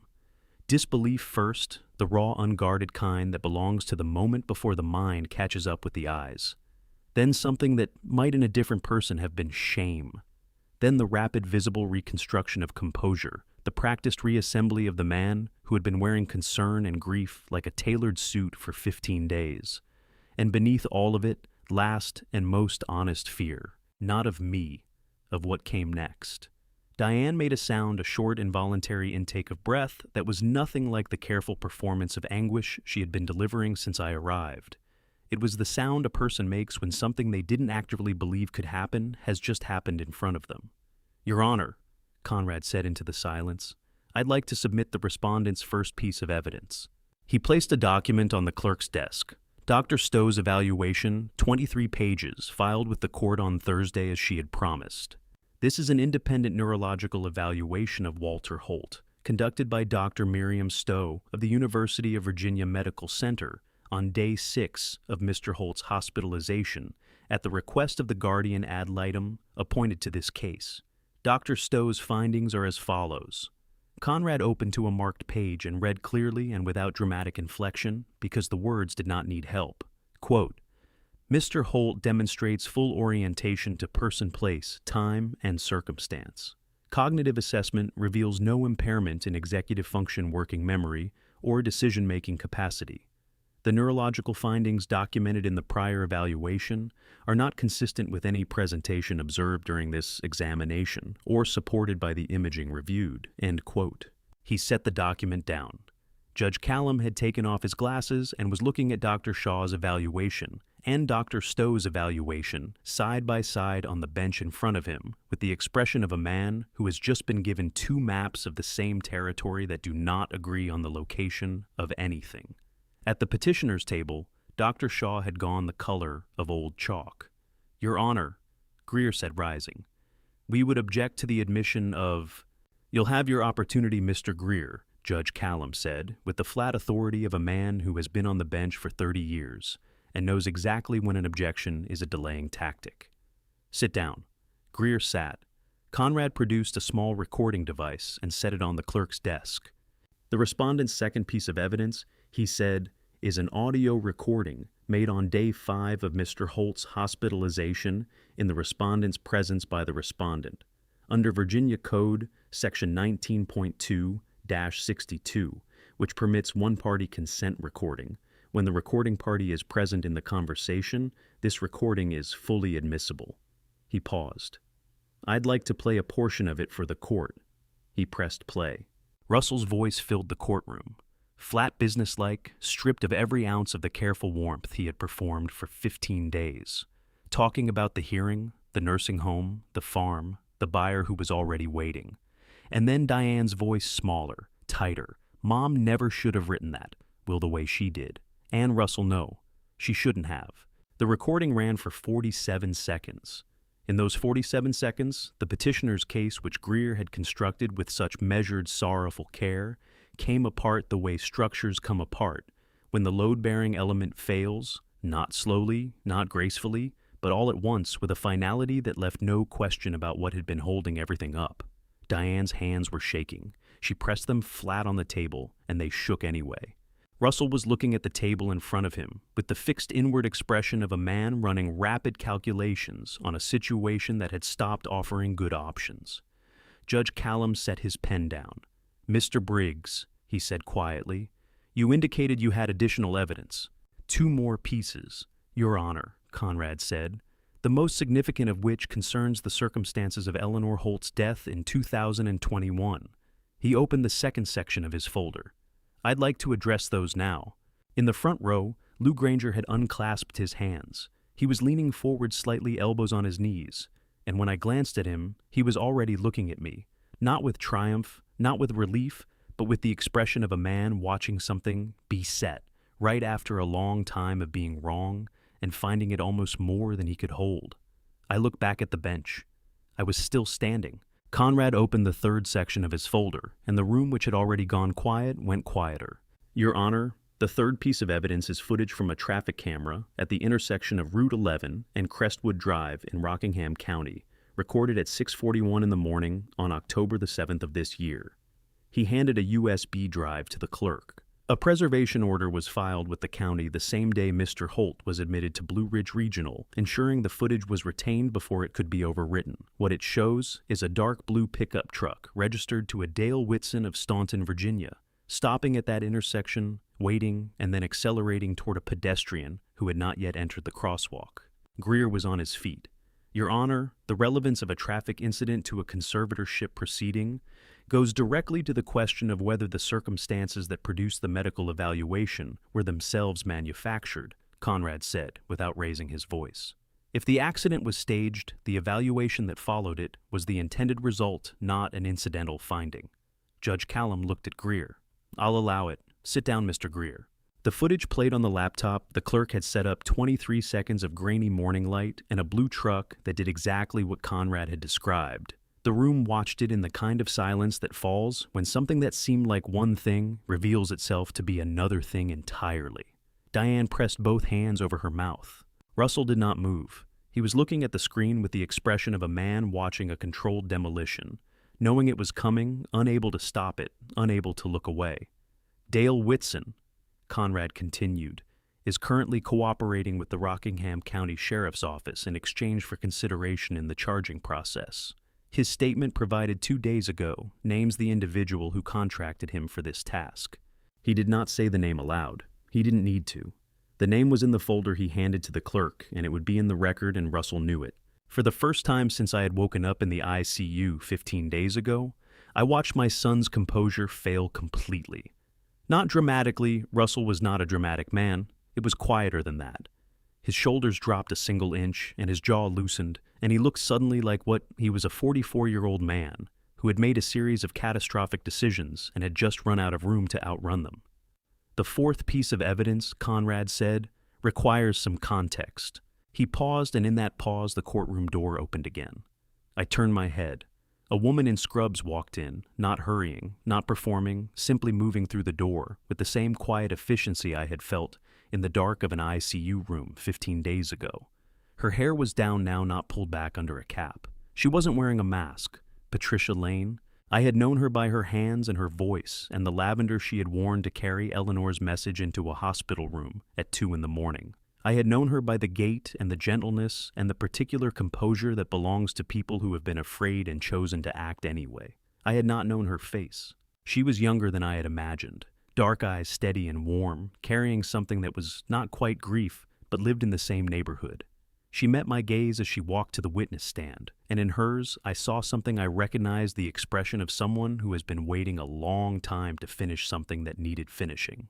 Patricia Lane, Conrad said, is a registered nurse at Blue Ridge Regional Medical Center. She has provided a sworn statement regarding the physical evidence documented during Mr. Holt's hospitalization, specifically a mark on Mr. Holt's right palm, photographed on day 3, which is consistent with self-inflicted pressure applied during a coerced signing and constitutes behavioral evidence of duress under Virginia case law. He paused. She also has direct knowledge of the circumstances under which the recording was made. Judge Callum nodded. Ms. Lane, you'll be sworn. While the clerk administered the oath, Conrad turned back to the bench. Your Honor, the fourth and final piece of evidence is a document executed by Eleanor Holt 18 months before her death, a notarized declaration in which she details her observations regarding her prescription medication, her concerns about who had access to her prescriptions and her instructions to her pharmacy to retain all records under a legal preservation clause with access authorized to Conrad Briggs. He set the document on the clerk's desk. Pharmacy records subpoenaed pursuant to that authorization show a dosage modification to Mrs. Holt's cardiac medication logged 11 days before her death. The modification was not authorized by her physician. The room did not make a sound. Diane's hands came down from her mouth. She was crying now, not the performance from this morning, not the careful reddening of the eyes and the timed exhalations. Real crying, the kind that happens when the thing you've been holding collapses under its own weight. Her whole face changed with it. Her chin trembled and her breath hitched, and she looked in that moment nothing like the woman who had sat beside my hospital bed and talked at me about restaurants and weather. She looked like someone who had just understood fully and finally what she had done. Russell put his hand on her arm. She pulled away from him. That small movement, Diane pulling away from Russell's hand, was the first honest thing I had seen from either of them in 15 days. Judge Callum removed his glasses and set them on the bench and looked at the petitioner's table for a long moment. When he spoke, his voice had the particular quality of a man choosing his words with care because the words were going to matter. "I'm suspending this proceeding," he said. "The emergency conservatorship petition is denied. I'm referring the matter of the falsified medical evaluation to the Virginia Board of Medicine and to the Rockingham County Commonwealth's attorney." He looked at Conrad. "Mr. Briggs, I'd like your fourth exhibit held for the Commonwealth's attorney. This court finds probable cause for a criminal investigation into the circumstances of Eleanor Holt's death." He looked at the deputies standing at the back of the room. He didn't need to say anything else. They came forward quietly the way things that are inevitable move without drama, without hurry. Russell stood before they reached him. He straightened his jacket. He held out his wrists. He looked at me once just before the cuffs went on. I had thought in the long nights of the past 2 weeks about what I would feel in this moment. I had expected anger or something like satisfaction or even grief, the grief of watching your son become the thing he had chosen to become. What I felt instead was something quieter and harder to name. Not forgiveness, not its opposite. Something that existed beyond both of those in the place where you finally stopped carrying something that was never yours to carry. Eleanor had carried it for 2 years. She had carried it alone in evening walks in attorneys' offices and quiet conversations with a nurse named Patricia and a man named Conrad, and she had never let me see the weight of it because she had not wanted me to know. I had been carrying it for 15 days. Now I set it down. The deputies led Russell and Diane out through the side door, and the room breathed again, and Lou Granger stood up in the front row, not cheering, not celebrating, just standing the way you stand when something has been completed that needed completing. And he looked at me across the courtroom with eyes that were bright and full. "Walter," he said, "just my name, just that." It was enough. The side door of Rockingham County Circuit Court opened onto a small plaza with a maple tree that had gone fully red in the October cold, and the sunlight on that red was the most vivid thing I had seen in 15 days. I walked out on my own feet, slowly and with one hand on the doorframe for the first step, and with the broken ribs making their position on the matter very clearly known, but on my own feet. Without the wheelchair, the charcoal suit Eleanor had picked out, hanging on a frame that had lost weight, but had not lost its essential shape. The air outside smelled of wood smoke and fallen leaves and the particular sharpness of a Virginia October that reminds you every year that summer does not actually last forever, and this was never a bad thing. Lou was waiting at the bottom of the steps. He had his hands in his coat pockets, and he was looking at the maple tree with the studied casualness of a man who has been standing somewhere for a while and has decided that looking at a tree is better than looking like he's been waiting. When he heard the door, he turned and his face did something complicated, that he smoothed into something simpler before it finished, and he came up 2 steps and put his hand on my arm, not gripping, not guiding, just present the way Lou had always been present when it mattered. "You did it," he said. "Eleanor did it," I said. "I just showed up."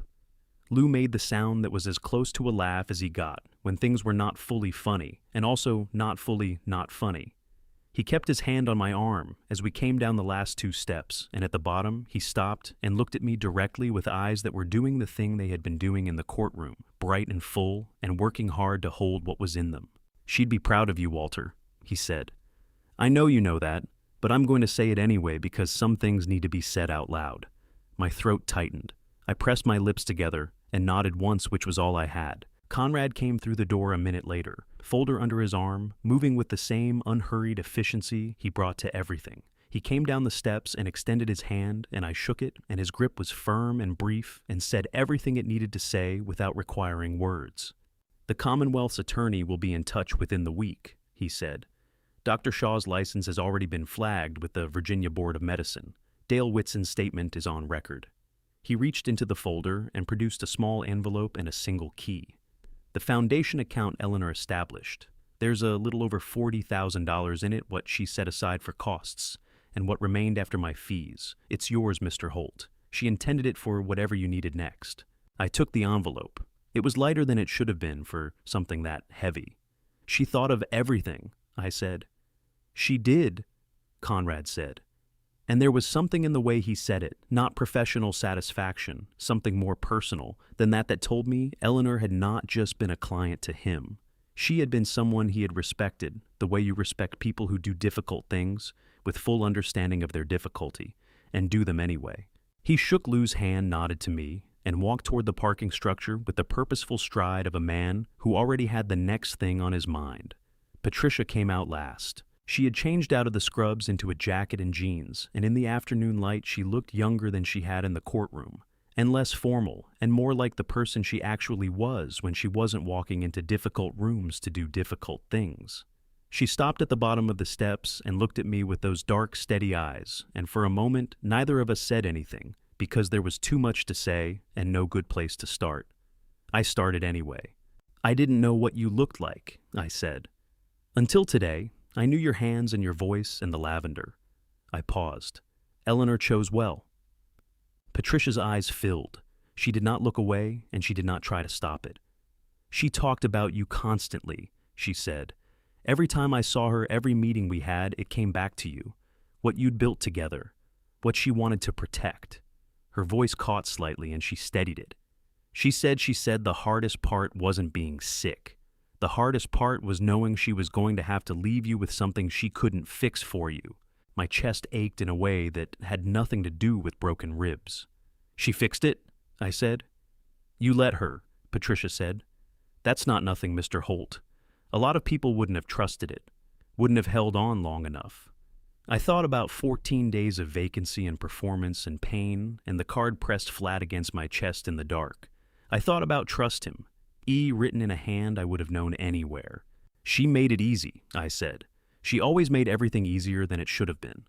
Patricia reached out and pressed my hand once briefly, the way she had pressed it in the dark of the ICU, on the first night, cool and steady and completely without performance. Then she stepped back and smiled a real smile, the kind that arrives after something has been completed that needed completing. "Go home, Mr. Holt," she said. Lou was already at the car holding the passenger door open, with the patient stance of a man who had been doing practical things for people he loved his entire life and had no intention of stopping. The October sun was moving west toward the Blue Ridge, and the ridge was going gold the way it went. Gold every afternoon at this hour, and somewhere on the other side of it was 45 acres of land with a fence line that needed walking and a south pasture with drainage that wasn't going to fix itself and a row of lavender that came back every year, no matter what. I walked to the car. Lou closed the door after me and went around to the driver's side and settled in and started the engine, and neither of us said anything for a moment. The maple tree on the courthouse plaza moved in the October wind, red leaves pulling loose and turning in the light. "Ready," Lou said. I looked out at the Blue Ridge. "Yeah," I said. "Take me home." April came to the Shenandoah Valley the way it always came, without announcement, without drama. Simply arriving one morning with warmer air and a different quality of light that turned the ridgeline gold before 8 in the morning and stayed that way until almost 9.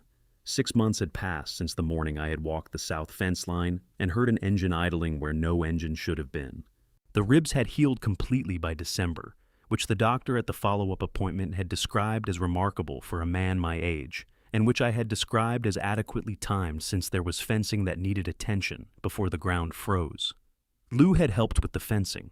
He had also helped with the drainage in the back pasture, which had been worse than I thought and had required 2 weekends and a rented trencher, and a great deal of language that Eleanor would have tolerated with the patient expression she reserved for men being stubborn about physical problems they should have addressed earlier. The farm was still the farm. All 45 acres intact, the deed in my name, the way it had always been, the way Eleanor had made sure it would remain. Russell and Diane were facing federal charges that the Commonwealth's Attorney's Office had described in the careful language of people who do not promise outcomes as serious and well documented. Dr. Shaw had surrendered his medical license in January and was awaiting his own proceedings. Dale Whitson had entered a guilty plea in February. The process was ongoing the way legal processes are ongoing, measured and incremental, and entirely removed from the pace of living, which continued regardless. I did not think about them every day. Some days I did not think about them at all. What I thought about most mornings was Eleanor. I carried her letter in my shirt pocket still. Not because I needed to read it, I had the words memorized every line, including the places where her pen had pressed harder, but because having it there was a kind of continuity, a thread running from that night in the ICU, through the courthouse steps, through the 6 months of ordinary living that had followed. Some things you keep, not because you need them, but because setting them down would feel like a different kind of loss. The grave was in the small cemetery at the back of the property under the oak tree that had been there before we bought the land, and would be there long after the land had passed to whoever came next. Eleanor had chosen the spot herself, years before she needed it, on one of her long evening walks, had come back in, and said simply that she had found the right place and wanted me to know. I had not asked how she knew. Eleanor always knew these things. I walked there on the first warm morning in April, with a single stem of lavender cut from the row along the south fence. The lavender had come back on its own, the way she had said it would. Tough as hell, Lou had said. Comes back every year, no matter what.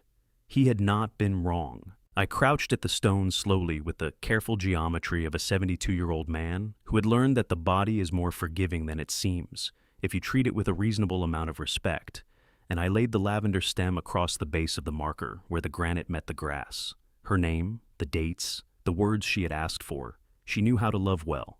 I had chosen those words alone in the first terrible weeks after she died, because they were the truest thing I could say about her in under 10 words. I had not known then how true they were. I understood it better now. It worked, I told her. My voice came out steady, which surprised me a little. 6 months ago, I couldn't say her name without my throat closing.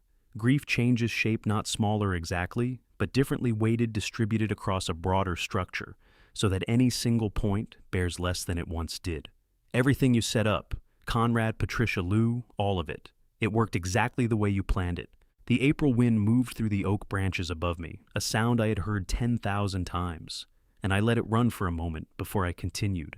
I've been talking to Conrad about the foundation, I said. The Eleanor Holt Foundation. Legal aid for elderly people facing what I've faced, conservatorship, fraud, asset theft, the things that happen to people when they're vulnerable, and the people who are supposed to protect them decide not to.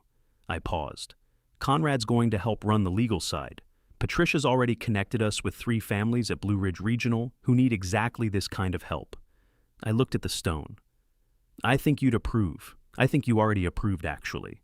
I think this is what you had in mind when you left me that $40,000 and told me to use it for whatever came next. A bird moved in the oak tree, a flash of red that was there, and then wasn't gone before I could be sure of it. I stood up slowly, one hand on the stone for balance.